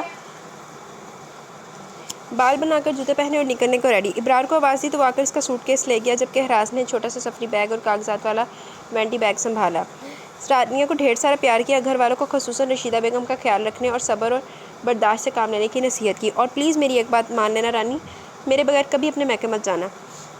آخر میں وہ بولا تو رانیہ بے تحاشا چونکی۔ تمہارا قرض اتار کے جا رہا ہوں میری جان، مجھ سے زیادہ تمہیں کون جانے گا؟ تم تو لہو بن کر میری رگوں میں دوڑ رہی ہو۔ مل آیا ہوں میں واصف سے۔ میں نے کہا تم کہاں مجھے ملنے آتے، میں ہی آ گیا ہوں بھائی، لاؤ دو کون سے ثبوت مجھ تک پہنچانے ہیں۔ بس اس کی ساری آوارگی ہوا ہو گئی، اب سارا معاملہ ختم ہو چکا ہے۔ دھیمے لہجے میں کہتا وہ رکا اور اس کی تحیر سے پہلی آنکھوں میں جھانکتے ہوئے منظومانہ انداز میں بولا، اس لیے تو کہتا ہوں جان، اعتبار کرتے ہیں۔ اعراز شدت جذبات سے چور انداز میں کہتی وہ اس کے سینے سے لگ گئی۔ اس روز یقیناً وہ سب کچھ سن سمجھ چکا تھا۔ وہ ہنسنے لگا، مجھے لگ رہا ہے اس بار بھی فلائٹ مس کرواؤ گی۔ مگر رانیہ پر تو ابھی کھلا تھا کہ وہ اعراز سے کتنی محبت کرتی تھی۔ ایسا روشن دل اور دماغ والا شخص اسے اعراز پر اس قدر پیار ہے جس کی حد مقرر نہ تھی، مگر جدائی کے یہ کمینے پل، وہ صدا کی شرمیلی اعراز کی وارفتگیوں پر سرسیما ہونے لگی، مگر جدائی کے ان لمحات میں اس نے اپنے پیار کا اظہار کر ہی دیا۔ بہت شکریہ جی، وہ شوخی سے کہتا اس کے سامنے جھکا تو سرخ چہرہ لیے رانیہ بھیگی سی ہنسی ہنستی۔ اعراز نے پیاسی نگاہوں میں اس کی ہنستی ہوئی موہنی صورت بھری اور خدا حافظ کہہ کر نکل گیا۔ فی امان اللہ۔ رانے کا رواں رواں دباگو تھا۔ ریان اس گھر میں کیا آیا؟ اس گھر کے مکینوں پر زندگی کا ایک نیا باب کھل گیا۔ خوشیاں، کہکے، ہنسی مذاق۔ رات کو آفس کے آنے کے بعد وہ آن موجود ہوتا اور پھر دیر تک ان سب کی محفل جمتی۔ کبھی سکندر حیات بھی ہوتے اور کبھی ان کے بغیر۔ وہ 9 بجے کے بعد سونے چلے جاتے تھے، مگر رات کے کھانے سے لے کر سونے تک کا یہ وقت روشین کے لیے تو گویا ایک امتحان ہی بن گیا۔ وہ کوشش کرتی کہ جلد از جلد کھانا ختم کر کے اپنے کمرے میں جا چھپے، مگر آسیہ بیگم اور تمکین کا خیال ان کی تفتیش اور تشویش۔ ہمارے بندے وہ بھی لاؤنج کے ایک کونے میں پڑی رہتی، ورنہ خود کو حمزہ سے بہلاتی۔ اگر وہ کبھی سو جاتا تو پھر امتحان میں پڑی رہتی۔ فرین اور ریان کی دوستی زوروں پر تھی۔ سکندر حیات پر ریان اور تمکین کا رشتہ ابھی تک ظاہر نہیں کیا گیا تھا، ورنہ تو شاید وہ ابھی تک اسے نکال باہر کرتے۔ وہ جلتی نہیں تھی کہ ریان اور فرین کے مابین کیسا تعلق پنپ رہا ہے۔ دکھ تو اسے صرف اس بات کا ہوتا تھا کہ اس سے جذباتی وابستگی رکھنے کے بعد بھی اب وہ اسی کی بہن سے شادی پر رضامند تھا۔ اس روز وہ آفس سے لوٹا تو عمر بھی موجود تھا۔ السلام علیکم۔ ریحان بے حد سنجیدہ تھا۔ عمر کھڑا ہو کر اسے ہاتھ ملانے لگا۔ سکندر حیات کے بزنس پارٹنر کی حیثیت سے وہ اس سے اچھی طرح واقف ہو چکا تھا، مگر آمنے سامنے یہ ان کی پہلی ملاقات تھی۔ آئیں بیٹھے آپ بھی۔ پہلی نظر ہی میں وہ عمر کو پسند آئے، اس کا لیا دیا سا انداز اور پرسنالٹی۔ روشین نے بھی غور کیا۔ جب سے ریحان نے بالوں کی کٹنگ چینج کروائی تھی، اس کی خوب روئی میں تب سے مزید اضافہ ہوا تھا۔ وہ واقعی ایگزیکٹو لک کا مالک تھا۔ سوری، میں جا کر چینج کروں گا، وہ معذرت خواہانہ لہجے میں بولا تو عمر نے مسکرا کر شانے اچکائے۔ وہ ایسے ہی بوجھ شخصیت کے مالک۔ نکلتے ہوئے اس نے سنا روشین عمر کو بتا رہی تھی، وہ بھویں اچکا کر رہ گیا۔ اچھا لگتا تو نہیں، عمر نے کہا۔ روشین کو حیرت ہوئی۔ عمر اپنے علاوہ کسی کو اہمیت دینے کا عادی نہیں تھا، ریان میں جانے سے کیا بات دکھائی دی تھی، مگر اچھا تھا کہ وہ ان دونوں کے ایک دوسرے سے دور ہی رکھتی۔ اس کا خیال تھا عمر کو ڈرائنگ روم میں موجود پا کر اب ریان ادھر نہیں آئے گا، مگر یہ اس کی خام خیالی تھی۔ تھوڑی دیر کے بعد وہ نہا دھو کر فریش سا اندر داخل ہوا تو ایک پل کو روشین کی نبض بھی مدھم پڑ گئی۔ اب سنائے جناب، وہ بہت بشاشت کے ساتھ عمر سے مخاطب تھا۔ عمر بھی اس توجہ پر بہت راضی تھا۔ روشین نے ایک بے بس مگر خفگی سے پر نگاہ ریان پر ڈالی۔ سکندر صاحب آپ کی بہت تعریف کرتے ہیں، مجھے بھی بہت شوق تھا آپ سے ملنے کا، خوش قسمتی سے آج یہ خواہش پوری ہوگی، جیسے سنا تھا آپ کو ویسا ہی پایا۔ وہ عمر کو سیڑھی پر چڑھا رہا تھا۔ اور عمر؟ روشین نے گہری سانس بھری۔ وہ تو خود اپنی مدح سرائی میں مصروف رہتا تھا، کجا کسی دوسرے کے منہ سے سننا۔ وہ تو صحیح معنوں میں آسمان پر جا پہنچا۔ سنا تو میں نے بھی بہت تھا تایا جان سے آپ کے بزنس میں ذہانت اور آپ کی خوش دلی کے متعلق، مگر روشی بتا رہی تھی کہ آپ بہت بوجھ شخصیت کے مالک ہیں۔ روشین کا جی چاہا اپنا سر پیٹ لے۔ یہ عمر تھا پیٹ کا ہلکا۔ وہ جی بھر کے شرمندہ ہوئی۔ اچھا، وہ ہلکے سے ہنسا۔ یہ مجھے جانتی کہاں ہے؟ اس کے لہجے سے چھلکتے کرب کا روشین کے دل نے ایک پل میں اندازہ لگا لیا۔ ارے چھوڑیں یہ لڑکیاں بھی نا، انہیں عادت ہوتی ہے دوسروں بلکہ خاص طور پر اجنبیوں پر ریمارکس دینے کی۔ عمر نے قدرے حقارت سے کہا۔ عورتوں کے متعلق اس نے الگ ہی افکار بنا رکھے تھے جو اسے ازبر تھے، اور وقتاً فوقتاً سب کو سناتا بھی رہتا تھا۔ روشین کی پیشانی جل اٹھی۔ آپ کو بڑا تجربہ عمر بھائی، لڑکیوں کی نفسیات پر تو جیسے پی ایچ ڈی کر رکھی ہے آپ نے، فرین نے تڑک کر کہا تھا۔ پاکستان میں جھک نہیں مارا محترمہ، امریکہ سے آیا ہوں، وہ تفاخر سے بولا۔ بدقسمتی، فرین منہ میں بدبدائی۔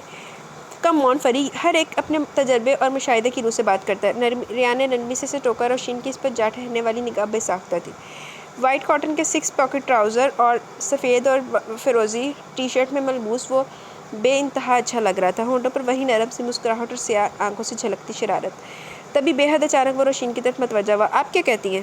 اوہو یا اللہ، نظروں کی چوری پکڑی گئی۔ وہ اس قدر شرمسار ہوئی کہ حد نہیں۔ جی، مختصراً کہہ کر وہ اضطراری انداز میں اٹھ کھڑی ہوئی۔ میں چائے لاتی ہوں۔ اپنی بے اختیاری پر خود کو کوستی وہ کچن میں آگئی، جہاں تمکین حسب عادت و شوق کچھ نیا پکانے میں مصروف تھی۔ ایک طرف چولہے پہ برتن چڑھا رکھا تھا، دوسری طرف ہاتھ میں کوکنگ کی کتاب تھام کر مطالعہ کیا جا رہا تھا، اور مزے کی بات یہ تھی کہ وہ ان کتابوں سے استفادہ کر کے واقعی بہترین کھانے بنا لیتی تھی۔ وجہ وہی شوق کہ جس کے بغیر آپ کوئی بھی کام دل سے نہیں کر سکتے۔ کیا چاہیے؟ تمکین نے مصروف انداز میں پوچھا تو وہ مختصراً جواب دے کر ساس پین میں پانی ڈالنے لگی۔ ریان آ گیا؟ اس نے بلا کر کتاب ایک کیبنٹ میں رکھی اور آنچ دھیمی کرتے اس کی طرف متوجہ ہو ہی گئی۔ جی، وہ کھولتے پانی میں پتی ڈال رہی تھی۔ کیا بات ہے روشی؟ یار لڑکیاں تو شادی کے بعد لڑکیاں تو منگنی کروا کے مزید شوق اور بے پرواہ ہو جاتی، تم تو بڈھی روح بنتی جا رہی ہو۔ تمکین نے شکوہ کیا تو وہ بدقت تمام مسکرائی۔ میں تو پہلے بھی ایسی تھی، تمکین نے نفی کی۔ میں نے کون سا تمہیں ابھی بھی دیکھا ہے؟ سال سے اوپر ہو چلا، تم پر اتنا سوگوار رنگ میں نے کبھی نہیں دیکھا۔ آپ تو ویسے بھی دوسروں کے خرد و بین سے دیکھنے کی عادت ہے۔ روشی نے اس کی بات اڑانا چاہی اور پلٹ کر فریج میں سے دودھ کا جگ نکالنے لگی۔ خوش رہا کرو روشی، پتہ ہے ہر انسان کی زندگی میں بس 2 ہی پیریڈز ہوتے ہیں، ایک شادی سے پہلے کا اور ایک شادی کے بعد کا۔ پہلا پیریڈ تو تم اس گھر میں گزار ہی چکی ہو، خدا کرے دوسرا پیریڈ بہت شاندار ہو، ورنہ بعض لوگوں کی زندگیاں دیکھ کر خوف آنے لگتا ہے یار، زندگی مسلسل عذاب بن جاتی ہے۔ تمکین نے خلوص سے کہا تو اس کا دل رو پڑا۔ آپ کو کیا بتاؤں بھابھی، یہ دوسرا پیریڈ میرے لیے عذاب ہی تو بن گیا۔ گلے میں پھنسی چھچھندر کے نہ اگلتے بن رہی ہے اور نہ نگلتے، اور اس قربانی کے چکر میں چاہے میری جان ہی چلی جائے۔ وہ بالکل خاموش تھی۔ کیا بات ہے روشین، مجھے نہیں بتاؤ گی؟ تمکین نے بڑے دلار اور مان سے پوچھا تو وہ آنسو پیتی مسکرا دی۔ ایک تو آپ بھی نہ پتہ نہیں کیا مفروضے قائم کرتی رہتی ہیں۔ اب بندہ پوچھے منگنی کروا کے کون سے سنگ نکل آتے جو سب کو لازمی دکھائی دینے چاہیے؟ جی جنابہ، یہ سنگ دکھائی دینے بہت ضروری ہے اور ورنہ گھر والوں کو تسلی نہیں ہوتی، تمکین نے شوخی سے کہا تو وہ ہنس دی۔ تمکین نے مگ نکال کے ٹرے میں رکھا تو وہ ان میں چائے ڈالنے لگی۔ تمہارا ریان کے بارے میں کیا خیال ہے روشین؟ تمکین کا سوال اس قدر اچانک اور غیر متوقع تھا کہ روشین اس حملے سے سنبھل نہ سکی۔ اس کا ہاتھ لرزا اور چائے ٹرے میں گر گئی۔ دھیان سے۔ تمکین نے اسے متوجہ کیا تو وہ جلدی سے ٹیشو لے کر ٹرے صاف کرنے لگی۔ بتاؤ نا، تمہیں ریان کیسا لگتا ہے؟ تمکین نے اصرار کیا، پتہ نہیں وہ کون سا راز جاننے کی صحیح میں تھی۔ روشین کا دل موم بتی کی لو پر رکھا جیسے قطرہ قطرہ پگھلنے لگا۔ جیسا ہے ویسا ہی لگتا ہے، اور کیا؟ اس نے خود کو بے حد بے پرواہ ظاہر کرتے ہوئے جواب دیا اور ٹرے اٹھا لی۔ اوفو، فرین کے ساتھ پوچھ رہی ہوں یار۔ وہ جھلائی تھی، کچھ نہ ہوتے ہوئے بھی روشین کو جیسے کسی شے سے ٹھوکر سی لگی۔ سچ بتاؤں روشین، میری اور عادل کی بہت خواہش تھی کہ تمہاری شادی ریان سے ہو، مگر قسمت شاید تم نے بہت جلدی کی، یا شاید ہم نے کہنے میں دیر لگا دی۔ تمکین نے اداسی سے کہا، پھر قدرے بشاشت کا لبادہ اوڑھتے ہوئے بولی، مگر خیر ابو نے بھی اچھا ہی فیصلہ کیا۔ اب خدا کرے کہ ریان کو میرے بھائی کی حیثیت سے بھی وہ قبول کر لے، کچھ گڑبڑ نہ ہو جائے۔ تم نہ صحیح فرین ہی صحیح، اس گھر سے میرا تعلق اور مضبوط ہو جائے گا۔ آندھیوں میں گھری وہ کچن سے نکل آئی۔ تو تم کبھی مجھ سے دور نہ تھے ریان عزیز، بس یہ قسمت کا ہیر پھیر تھا جو ہمارے درمیان لکیر کھینچ گیا۔ اس کا ٹوٹ کر رونے کو جی چاہا تھا۔ عمر ابھی تک ریان سے ہی محو گفتگو کا بزنس بزنس اور بزنس۔ بس بھی کرے عمر بھائی، روپے کے علاوہ بھی انسان کی زندگی میں کچھ ہوتا ہے، بندے کو اتنا بھی مادیت پرست نہیں ہونا چاہیے۔ وہ ٹیبل پر چائے رکھ رہی تھی جب فرین نے اکتا کر کہا، روپیہ نہ ہو تو زندگی ہی نہیں ہوتی محترمہ، تم پتہ نہیں کس دنیا میں رہتی ہو۔ عمر نے اس کا تمسخر اڑایا۔ ہمارے لیے تو روشن مثال ہے عمر بھائی، ہمارے نبی کریم صلی اللہ علیہ وسلم کے پاس کون سا روپیہ یہ جائیداد بزنس تھا، مگر آپ صلی اللہ علیہ وسلم سے زیادہ اس جہاں میں بہترین کسی کی زندگی نہیں گزری۔ وہ ایک الگ بات ہے۔ عمر نے اس موضوع سے پہلو بچایا۔ روپیہ پیسہ ہو، دل کی خوشی نہ ہو، کوئی اپنا پاس نہ ہو تو کس کام کی یہ دولت؟ ریان کے دل کی حسرت اس کے لب و لہجے سے عیاں تھی۔ روشین آسیہ بیگم کے ساتھ پاس جا بیٹھی۔ روپے سے ہر خوشی ہر رشتہ خریدا جا سکتا ہے، میں نے تو آج تک یہی دیکھا ہے، عمر نے سفاکی سے کہتے ہوئے شانے چھٹکے۔ اپنے اپنے ماحول اور طبیعت کی بات ہوتی ہے، فرین نے طنز کیا تو اسے گھورتے ہوئے بولا، پیسہ ہمیشہ سے ہمارے ہاتھوں کی میل رہا ہے، یہ کوئی نئی شے نہیں ہمارے لیے، مگر اس سے آپ ہر شے نہیں خرید سکتے، یہ تو طے ہے۔ ریان نے قطعیت سے کہا تو عمر نے بے ساختہ پوچھا، مثلاً؟ محبت۔ ریان نے سنجیدگی سے کہا، ارے چوراہوں میں پیپر بکتی پھرتی ہے محبت، موبائلز پر کھیلی جا رہی ہے، انٹرنیٹ پر چیٹ ہو رہی ہے محبت سے۔ عمر نے اس کا تمسخر اڑایا، وہ محبت نہیں محض کھیل ہے، احسن محبت تو وہ ہے جو بن مانگے آپ کا مقدر بن جاتی ہے، اسے خریدا نہیں جا سکتا، یہ مادیت سے بہت اوپر کی چیز ہے۔ ریان نے تحمل سے کہا تو آسیہ بیگم ستائش بھری نظروں سے اسے دیکھنے لگی۔ اچھا، اگر تم سے تمہاری تمام دولت لے لی جائے، اس کے بدلے کچھ دیا جائے تو تم کیا مانگو گے؟ چائے پیتی بظاہر آسیہ بیگم سے باتوں میں مصروف روشین کا دل کانپا۔ ریان کی خود پر ٹکی نگاہ کی گرمی اس نے واضح طور پر محسوس کی تھی۔ میں نے کہا نا، محبت دولت سے خریدی نہیں جا سکتی، وہ پھیکے سے انداز میں بولا۔ عمر نے چارے کا اندازہ لگائے تفتن کہکا لگا کے ہنسا، چوٹ کھائے ہوئے لگتے ہو۔ ریان محض مسکرا کر چائے کے گھونٹ حلق میں اتارنے لگا۔ عمر آدھا کپ چائے چھوڑ کر اٹھ کھڑا ہوا۔ بیٹھو نا، تم کہاں چل دیے؟ ایک ضروری کام ہے، مجھے کسی سے ملنا تھا، وہ کہتے ہوئے موبائل فون چیک کرنے لگا۔ Okay Rayan, nice to meet you. پھر اس نے محض ریان سے ہاتھ ملایا اور موبائل کان سے لگائے باہر نکل گیا۔ ذرا دیر میں اس کی گاڑی سٹارٹ ہونے کی آواز آئی تو فرین نے ہاتھ جھاڑے۔ روشین پہلے ہی شرمندہ بیٹھی تھی۔ تو یہ تھے آپ کے داماد صاحب؟ ترچھی نگاہ چائے کے مگ پہ ڈوبی روشین پر ڈالتے ہوئے ریان نے آسیہ بیگم سے کہا، جو خود ہر بار کی طرح عمر کے اس قدر بیگانہ بلکہ بدتمیزانہ رویے پر خاموش سی بیٹھی تھی۔ جی ہاں، ہماری بہن کی اعلیٰ چوائس۔ فرین یوں بیچ محفل میں شرمسار کرے گی اس نے سوچا بھی نہ تھا، مگر سامنے بیٹھا یہ شخص، وہ اسے اپنے دل کی خبر بھی نہیں ہونے دینا چاہتی تھی۔ ہاں تو کیا ہے، کیا کمی ہے عمر میں؟ روپیہ، پیسہ، پرسنالٹی، ہر شے ہے سب کے لیے۔ روشین کا یوں بولنا بے حد حیران کن تھا۔ کم آن فرین بھائی، ہر کسی کے حق میں اپنی پسند کی زندگی گزارنے کا میں یہ تم بولنے والے کون ہوتے ہیں؟ ریان نے اسے ٹوک دیا تھا۔ روشین کو لگا کسی نے اس کے دل کے ٹکڑے ٹکڑے کر دیا ہو۔ میں یہ تم، کتنے آرام سے وہ خود کو فرین کے ساتھ جوڑ گیا تھا۔ اس شخص کے آنے سے ہمارے گھر کا ماحول کتنا ڈسٹرب ہوتا ہے، یہ آپ کو نہیں پتا؟ فرین خفگی سے بولی۔ بری بات ہے فرید، تمہیں کیا کہا ہے عمر نے؟ آسیہ بیگم نے تنبیہی انداز میں کہا تو وہ تن سے بولی، کچھ بھی تو نہیں کہتے، وہ بیچاری کسی کو لفٹ کرائیں گے تو کچھ کہیں گے نا، اس کا تو دماغ خراب ہے اور بس۔ روشین نے آسیہ بیگم کو اس سے بحث کرنے سے منع کیا تھا۔ دماغ تو بس عمر صاحب کا ہی آلہ ہے اور سوچ عرفہ، وہ پھر رہ نہیں سکی تھی۔ تمہیں کیا مسئلہ عمر سے، ہر کسی کے سامنے شروع ہو جاتی ہو؟ روشین نے ناگواری سے ایرے گیرے کی موجودگی کا احساس دلانے کی کوشش کی۔ روشی، فری۔ آسیہ بیگم نے استجاب سے ان دونوں کو دیکھا، اسی وقت تمکین چلی آئی۔ روشی ذرا حمزہ کو تو دیکھنا، میں بس ابھی فارغ ہو کے آ رہی ہوں۔ روشین شکر خدا کا ادا کر کے وہاں سے اٹھی، ساتھ ہی ریان بھی اٹھ کھڑا ہوا۔ تم کہاں چلے؟ تمکین نے اس سے پوچھا، ایک دوست سے ملنا ہے، جلدی آتا نا، میں نے ایک نئی ڈش بنائی ہے۔ وہ پیار سے اسے دیکھتے ہوئے بولی تو اس بات میں سر ہلا کر باہر نکل وہ حمزہ کو ہوا میں اچھالتی اس کی کلکاریوں سے محظوظ ہو رہی تھی۔ وہ اسے لے کر لان میں نکل آئی، تبھی باہر نکلتے ریان کی نظر اس پر پڑی تو وہ تیز قدموں سے اس کی طرف بڑھا۔ وہ اب حمزہ کو گلاب کے پھول دکھا رہی تھی، جب ریان نے اس کی کلائی تھام کر ایک جھٹکے سے اپنی طرف موڑا تو وہ ششدر رہ گئی۔ اداسی بھرے دن اور کانٹوں کی طرح چپ تھی راتیں۔ وہ تکیے میں منہ گھسائے اور احراز کی خوشبو ڈھونڈتی۔ وہ شروع کے دن تھے، نئی نئی رضائی، وہ سب کچھ بھولی ہوئی تھی، کچھ کرنے کو جینا چاہتا تھا۔ احراز کا فون آتا، ایک دفعہ دن میں اور ایک دفعہ رات کو۔ وہ اس کی باتوں سے مہکتی پھرتی، اس کی باتوں کو دہرا کے نئے معنی کشید کرتی۔ یوں لگ رہا تھا جیسے وہ اپنے اختیار میں نہ تھی، مگر میکیا نگینہ نے اس کی بے خودی کو 2 ہی دن برداشت کیا۔ پہلے تو تینوں ماں بیٹیاں خود ہی کچھ میٹنگ کرتی رہی۔ رانیہ اداس کیفیت میں گھری بستر پر کروٹیں بدل رہی تھی۔ دوپہر کے کھانے کے بعد برتن دھو کر وہ کمرے میں آ کر بند ہوگی، اسی وقت دھاڑ سے دروازہ کھلا تو وہ ہڑبڑا کر اٹھی۔ دروازہ دھکیلتی نگینہ اندر داخل ہوئی۔ یہ بدتمیز کا عظیم الشان مظاہرہ تھا، کسی کے کمرے میں بنا اجازت داخل ہو جانا۔ وہ اڑے حواس لیے نگینہ کو دیکھ رہی تھی۔ دروازہ کھلنے سے یوں تو کافی روشنی اندر آ رہی تھی، پھر بھی نگینہ نے آگے بڑھ کر لائٹ آن کر دی۔ رانی نے دوپٹہ کھینچ کر گلے میں ڈالا۔ کیا بات ہے آپی؟ اس کا دل پریشان ہو اٹھا۔ یہی تو میں تم سے پوچھنے آئی ہوں کہ کیا بات ہے آخر؟ وہ طنز و تلخی سے بھرپور لہجے میں کہتی سینے پر بازو لپیٹ کے کھڑی ہو گئی۔ اللہ ماں آ گئی، اللہ نے کر دی نا۔ کیا مطلب؟ رانیہ بیچارگی کہ فرشتے بھی اس کے سوال نما معمہ یا معمہ نما سوال کو نہ سمجھ سکے تھے۔ مطلب یہ کہ رانیہ بی بی ہر گھر کے اپنے اصول و ضوابط ہوتے ہیں۔ اب اگر امی اپنی فطری نرم دلی کی وجہ سے تمہیں کچھ نہیں کہتی تو اس کا یہ مطلب نہیں تم سر پر ہی چڑھتی جاؤ۔ رانیہ کا دل بند ہونے لگا، وہ اپنی ناکردہ خطا سوچنے لگی، مگر اس پل ذہن کام ہی کہاں کر رہا تھا۔ ہوا کیا آپی؟ اس نے خشک ہوتے حلق کے ساتھ دوسرا سوال کر ہی دیا۔ اپنی حرکتوں پر غور کرو تو کچھ پتہ چلے نا۔ دوپہر ہوتی نہیں اور یوں کمرے میں گھستی ہو جیسے باہر بلائیں نازل ہو رہی ہیں۔ گھر آئے مہمان کا کچھ عطا پتہ نہیں ہے۔ ادھر رات کو گھڑی کی سوئیوں نے 11 بجائے، ادھر تم اپنے بستر پر شوہر کے رہتے ہوئے تو یہ حرکتیں جچتی بھی تھی، مگر اب کا ہے کہ بے چینی کمرے میں آنے کی؟ وہ ابروج کا طنز کے تیر چلا رہی تھی۔ رانیہ کو تو مانو کاٹو تو بدن میں لہو نہیں والا حساب ہو گیا۔ میں ابھی سارا کام ختم کر کے کچن صاف کر کے آئی ہوں۔ اس کی سمجھ میں اپنا قصور ابھی بھی نہیں آیا۔ صرف کام ہی کا واسطہ نہیں ہے تمہارا اس گھر سے۔ ذرا سا کام کیا اور جھپاک سے اپنے کمرے میں ڈبکی لگا دی۔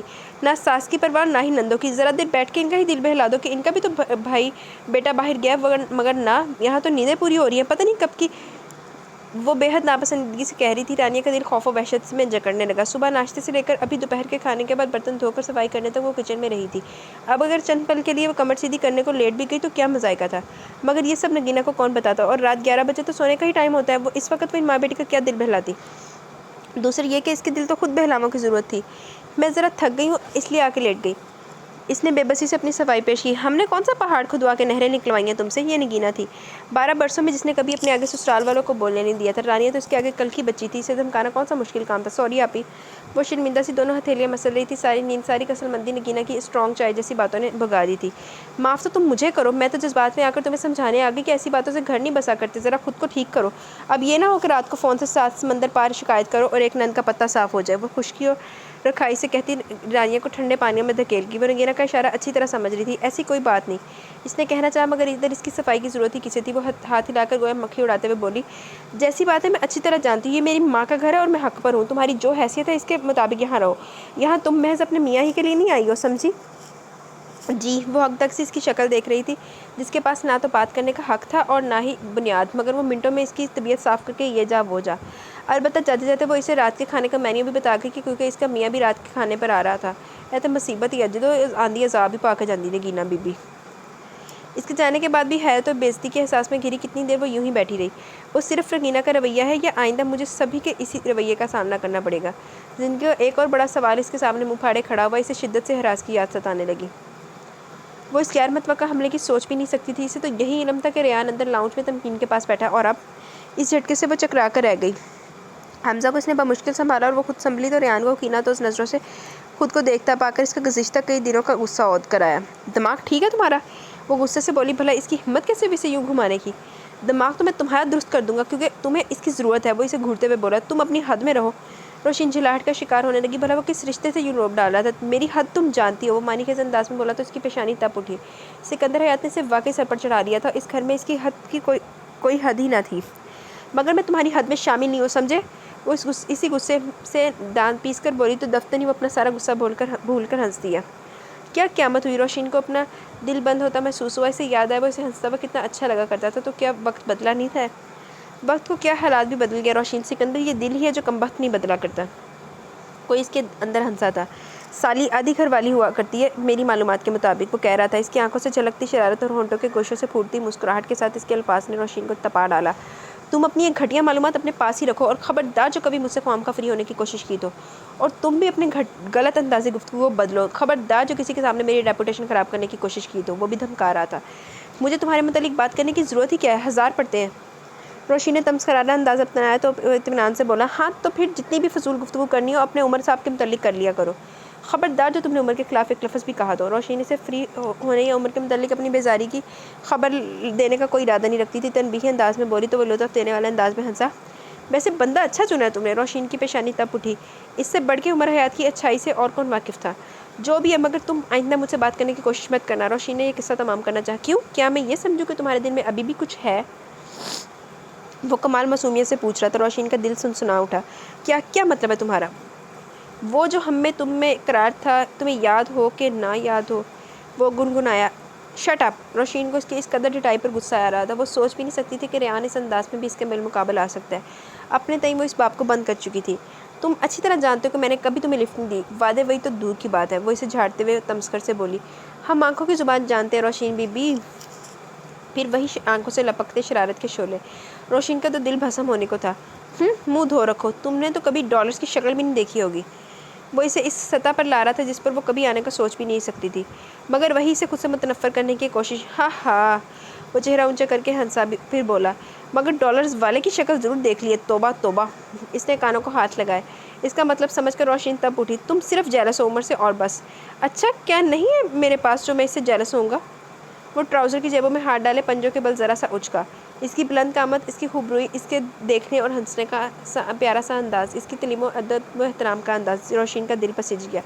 مگر اس وقت وہ ریان کو کوئی ایسا منہ توڑ جواب دینا چاہتی تھی کہ آئندہ وہ کبھی اس کی راہ میں نہ آئے۔ اس کے پاس روشین سکندر ہے۔ وہ بے اختیار اس کے لبوں سے پھسل گیا، اور جادو اثر ہوا۔ ریان کی رنگت سفید پڑ گئی، جیسے کسی نے اس کا سارا خون نچوڑ لیا۔ روشین کو اپنی غلطی کا احساس ذرا دیر سے ہوا۔ وہ نادانستگی میں ہی صحیح مگر ایک مدفن حقیقت کو چھیڑ گئی تھی جس کا دفن رہنا ہی ضروری تھا۔ وہ میرا منگیتر اور تم اس کے خلاف۔ وہ اپنی بات کا اثر گنوانے کے لیے پھر سے جتانے لگی کہ وہ بھڑک اٹھا۔ بس بہت ہو گیا، منگیتر منگیتر! ہاتھ اٹھا کر وہ ایک دم سے بولا تو وہ خائف سی حمزہ کو ساتھ چمٹائے 2 قدم پیچھے ہٹ گئی۔ تم کیا دنیا میں پہلی لڑکی جس کی منگنی ہوئی ہے؟ اور مجھے بھلا کیوں جیلسی ہوگی اس ایکس وائی زیڈ سے جسے تمہارا منگیتر ہونے کا شرف حاصل ہے؟ بقول تمہارے ہمارے بین کبھی ایسا کوئی سلسلہ ہی نہیں رہا، تو پھر کیوں نارمل رویہ نہیں اپناتی ہو؟ میں عمر سے بات کروں یا اس کے باپ سے، تمہیں کوئی فرق پڑتا ہے؟ If if! اس کی آواز سے لپکتے شعلے اور آنکھوں سے نکلتے شرارے۔ روشین کو اپنا آپ ان میں جھلستا محسوس ہوا۔ اور یاد رکھو، اس گھر میں میری بھی ہونے والی منگیتر رہتی ہے جس کے سامنے میں بھی تمہارا یہ رویہ برداشت نہیں کروں گا، یاد رکھنا۔ انگشتے شہادت اٹھا کر کہتا وہ لمبے ڈگ بھرتا گیٹ پار کر گیا تو اس کے الفاظ سن کر آنکھیں پھاڑے سے دیکھ لی۔ روشین کا جی چاہا وہیں بیٹھ کر بآواز بلند رونا شروع کر دے۔ حمزہ نے شاید اس کی اونچی آوازوں سے گھبرا کر کسمسانا شروع کر دیا۔ وہ چونک کر خود کو بمشکل سنبھالتی اندر کی طرف بڑھ گئی۔ رانی، قسم سے بہت یاد آتی ہو۔ نیند تو لگتا ہے وہیں تمہارے آس پاس ہی کہیں چھوڑا ہے۔ بستر اچھا نہیں لگتا۔ وہ بے حد بے قرار و بے چین تھا۔ رانی کی آنکھیں ابل پڑی۔ بھلا جدائی کے دن رات تو کوئی اس سے پوچھتا، ساری رات کروٹیں بدلتے گزر جاتی۔ وہی رات جو ہراس کے ہوتے لمحوں اور منٹوں میں گزر جاتی تھی۔ صبح آنکھ کھلنا ہی دشوار ہو جاتا، اور وہی رات آتے ہی وحشت کا شکار کرنے لگتی کہ دن تو ادھر ادھر کے کاموں میں گزر ہی جاتا تھا۔ آپ آ کیوں نہیں جاتے؟ وہ بے حد بے بسی سے بولی۔ شبینہ تیزی سے ماں کا ہاتھ کھینچ کر دروازے تک لائی اور سننے کا اشارہ کیا۔ رات کے 12 بجے احراز کا فون رانیہ کے لیے فون آتا تھا جسے مجبوراً اسے لاؤنج میں ہی بیٹھ کر سننا پڑتا تھا، اور اگر کبھی ابرار ٹی وی دیکھنے رات کے تک بیٹھا رہتا تو وہ مشکل میں پڑ جاتی۔ احراز کی چھیڑ چھاڑ اس کی ذومانی باتوں کا جواب کیسے دیتی کہ ابرار کے سن لینے کا خدشہ رہتا؟ مگر شبینہ، اس چھپے دشمن کا اسے پتہ ہی نہیں تھا۔ جب ٹی وی آف ہوتا تو لاؤنج میں تو کیا پورے گھر میں خاموشی چھائی ہوتی۔ ایسے میں احراز کا رانیہ کے لیے فون اور رانیہ کی شمائل جائی گفتگو شبینہ جیسی نوجوان لڑکی کے لیے تفریح کا ذریعہ بنی ہوئی تھی۔ مگر آج تو حد ہی ہوگی۔ وہ رشیدہ بیگم کے کمرے میں تھی اور ان کا کمرہ لاؤنج کے بالکل سرے پر تھا۔ کمائی کا کیا احراز، وہ تو یہاں بھی ہو جائے گی، جدائی تو نہیں ہوگی نا؟ وہ تڑپ کر کہہ رہی تھی۔ شبینہ نے ماں کو ٹوکا دیا۔ رشیدہ بیگم کی پیشانی پر سلوٹیں پڑنے لگی۔ ایک ہی کماؤ پوت تھا جس کی محنت سے گھر چل رہا تھا، اور بہو رانی اسی کو اپنے پیروں پر کلہاڑی مارنے کا مشورہ دے رہی تھی۔ بھاڑ میں جائے ایسی محبت، ہم روکھی سوکھی کھا کے بھی گزارا کر لیں گے۔ احراز پلیز کچھ میرا ہی خیال کریں، میں آپ کے بغیر ایک پل نہیں رہ سکتی، پلیز۔ وہ رو پڑی۔ اگر غیر جانبدارانہ تجزیہ کیا جاتا تو ایک نئی نویلی دلہن اس طرح کی گفتگو کرنے کی حقدار تھی، مگر ادھر رشیدہ بیگم کے اندر تو بھانبڑ چل اٹھے۔ कमीनी, और मैं इसे सीधी सादी समझती रही। वो दांत पीसती हुई बोली, ये तो रोज़ का ड्रामा है। शबीना ने आंखें नचाई, फिर चलत्तरपन से बोली, यही सब चलता रहा तो जल्द ही इटली से पाकिस्तान की फ़्लाइट आ जाएगी। गज़ब खुदा का, ये कल की छोकरी और कैसी पटियाँ पढ़ा रही है इसे। यहाँ आ जाओ। अरे यहाँ ला के बरों का कलेजा खिलाएगी क्या? अच्छा, अब आप अपना बीपी मत बढ़ाएं, इसका भी कोई हल सोचते हैं। शबीना ने इनका कंधा थपथपाकर तसल्ली में इस लहजे में कहा, और ये अगले ही रोज़ की बात थी। नाश्ता बनाते हुए रशीदा बेगम के लिए पकने वाला पराठा थोड़ा जल गया। खुद को कोसते हुए रानी ने जल्दी जल्दी ट्रे में पराठे की प्लेट और रात का बचा हुआ सालन जो वो गर्म कर चुकी थी, चाय का बड़ा मग रखा और डाइनिंग टेबल पर चली गई। पहले ही नाश्ते को काफ़ी देर हो चुकी थी। वो अपना चाय का मग लिए बैठ गई तो टोस्ट पर जैम लगाने लगी। रशीदा बेगम ने पराठे की तह खोली, एक नवाला तोड़ा, फिर जैसे इन्हें कोई सिरा मिल गया। तुमसे कोई काम ढंग का होता भी है कि 1000 बार कहा है मेरी रोटी धीमी आंच पर पकाया करो, मगर ना जी। पता नहीं ध्यान कहाँ लगा रहा था बीबी रानी ने। रानी के लिए ये गोश्त माली इस कदर अचानक थी कि इसका दिल उछलकर हलक में आ अटका। अम्मी जी, आंच तो हल्की थी। मग में चाय डालते हुए ज़रा ध्यान भटक गया था। वो शर्मिंदा, बल्कि जी भरकर शर्मिंदा थी। देखो, बड़ी मेहनत से कमाई करता है मेरा बच्चा, यूं ही 7 समंदर पानी फेंक रखा है, इसे पेट की मजबूरी खींच ले गई है। यहाँ रह के ये तरबतर नवाले नहीं खाए जा सकते। इसकी कमाई यूँ जलाने के लिए नहीं है। इन्होंने पता नहीं कौन सी जलन फूकी थी, बल्कि मगर रानिया तो अपनी जगह सुन होकर रह गई। ऐसा तो कोई गुनाह नहीं किया था कि ऐसी बातें सुनाई जाती। मेरे ख्याल में भाभी का घर के कामों में दिल नहीं लगता। शबीना आज कॉलेज नहीं गई तो वो बीच में ना बोले सवाल ही पैदा नहीं होता था। अब भी तंज करने लगी। रानिया बेचारगी से इनकी शक्ल देखने लगी। इस बेमानी और फजूल बातों पर या इल्ज़ामात का इसके पास कोई जवाब ना था। अभी शायद ये मामला तूल खींचता, मगर इसी वक्त बैरूनी दरवाजे पर होने वाली तेज़ और बेतरतीब दस्तक ने इनका ध्यान भटका दिया। ये कौन है जिसे दरवाजे पर लगी घंटी दिखाई नहीं दी? इब्रार कोफ्त के आलम में शर्ट के बटन बंद करता अपने कमरे से निकला और स्लीपर घसीटता दरवाजे की तरफ बढ़ा, मगर दरवाज़ा खोल के लम्हा भर को वो भी चकरा सा गया। जब से उमर ने होटल वाले वाक़ये पर रोशीन का रद्द-ए-अमल देखा था, तब से ना सिर्फ वो कदर मोहतात हो गया, बल्कि इसका रवैया भी काफ़ी तब्दील हो गया था। अब बात पे बात रोशीन को बाहर चलने को नहीं कहता और ना ही गुफ्तगू में खुलापन था। हाँ, अलबत्ता अपने हकारत से पूर्व बल्कि बेपनाह तफाखर में मुब्तला अंदाज को वो नहीं बदल सकता था। रोशीन इन दिनों काफ़ी सुकून में थी। ए खुदा, मेरा दिल उमर के लिए वो जज्बात नहीं रखता जो होने वाले शोहर के लिए होने चाहिए। मगर तू तो जानता है, मैंने एक नेक नियति से इस साथ को कबूल किया। अब तू ही कादिर है कि इसे मेरे हक़ में बेहतर फरमा। उमर के लिए वो खुदा से नमाज के बाद एक ही दुआ मांगती। इसके इंतहाई ज़रूरी नोट्स इसकी दोस्त राबिया के पास थे। परसों टेस्ट था और आज इसने वापसी का वादा किया था। अब सुबह पता चला कि इलाके में पहिया जाम हड़ताल है। वो सर थाम के बैठ गई। आसिया बेगम इसकी परेशानी पर मुतफक्कर होने लगी। बेवकूफ़ों की कमी थोड़ी अम्मी जान, एक ईंट खेड़ो 10 निकलते हैं। अपने लिए स्ट्रॉबेरी का मिल्क शेक बना के लाती, फरीन ने मुदबराना अंदाज में कहते सोफ़ा संभाला तो रोशीन ने इसे घूर के देखा। क्या मतलब है तुम्हारा? ये भी एक ही 10 में इन्हीं 10 में से एक है। फरहीन ने इसकी तरफ इशारा करते हुए इत्मीनान से कहा और मिल्क शेक के घूंट भरने लगी। शट अप, रोशीन ने ताकर कहा। मुझे ये बताओ, आजकल किसी से हमदर्दी करने का कौन सा ज़माना रह गया? भाई भाई का दुश्मन हो रहा है, ये दोस्तों पे जान वार रही है मोहतरमा। फरहीन ने तीखे लहजे में कहा, तुम तो हो ही खुदगर्ज। अब अगर तुम्हारी सबसे अच्छी दोस्त तुमसे नोट्स मांगे टेस्ट की तैयारी को, तुम क्या नहीं दोगी? रोशीन तपी। बिल्कुल नहीं, इसने साफ अल्फाज में कहा। सबसे पहली बात तो ये कि मेरी सबसे अच्छी दोस्त को मांगे तांगे के नोट्स लेकर नकलें करने का कोई शौक़ नहीं। जब मैं मेहनत करके नोट्स बनाती हूँ तो वो भी अपने दिमाग और अपनी नॉलेज को खालिस्तन अपने लिए इस्तेमाल करके नोट्स तैयार करती है, क्योंकि वो वाकई मेरी अच्छी दोस्त है। इसे पता है कि मेरी मेहनत को इस्तेमाल करके अपनी पोजीशन बनाना अच्छी बात नहीं। बात तो सही है। आसिया बेगम को भी इससे इत्तेफाक हुआ तो वो तफाखर से बोली। रोशीन जज्बस हुई थी तो वो तफाखर से मुस्कुराई। रोशीन जज्बस हुई थी। ओफो, वो तो यूँ ही कभी कभार। अब हम इससे क्या पता कि आज हड़ताल हो जाएगी तो होगी ना हड़ताल। अब इसे कहो कि पहुँचाए तुम्हारे नोट्स तुम्हारी अच्छी दोस्त। फरहीन ने इसके तासुरात देखकर मज़ा लिया। इस मामले में फरहीन के असूल बहुत सख्त थे। वो नोट्स बनाने में क्लास फेलोज़ की मदद ज़रूर कर देती थी, मगर अपनी मेहनत से बनाए नोट्स वो कतन किसी को नहीं देती थी। यार, मैंने बहुत नोट्स दिए हैं लोगों को, लेकिन अब मैंने सोचा मैंने भी एमफिल में आगे नोट्स नहीं देने किसी को, इंशाल्लाह। लेकिन वो बस ये, मुझसे किसी से इनकार नहीं होता। फिर पूरी क्लास क्या, इवन के इवनिंग वालों में भी मेरे नोट्स घूम रहे होते हैं जिसके मुझे खबर ही नहीं होती। और मेरे नोट से ना जब कोई मुझसे पूछता कि रीत ये चीज़ समझाना, मैं कहती हूँ ये तो देखा देखा लग रहा है। और फिर जब मैं इसको पढ़ती हूँ तो मुझे लगता है कि मुझे पता चलता है कि रीजा तेरे बनाए हुए नोट्स हैं। अब देखना, परसों इसके नंबर सबसे अच्छे आएंगे। रोशीन बीबी की अपनी फेवरेट प्रोफेसर के सामने पेशी हो जाएगी। तुम तो अपनी मनहूस पेशन को यहाँ बंद करो। रोशीन की परेशानी बढ़ी तो वो इस पर बिगड़ने लगी। ओफो भाई, इसे फ़ोन कर लो। आसिया बेगम ने तदीबी नज़रों से फहीम को देखते हुए रोशीन को फिर से कहा तो इसने मुंह लटका लिया। वो तो कह रही है कि अभी नोट्स वापस जाएगी, मगर अकेली आ भी तो नहीं सकती। भाई तो है कोई नहीं बेचारी का। अब वो वैसे भी मुल्क से बाहर होते हैं, बेचारी। फरहीन ने मसनूई तासुब से कहकर सर हिलाया, जबकि शरारत इसकी आंखों से अयां थी।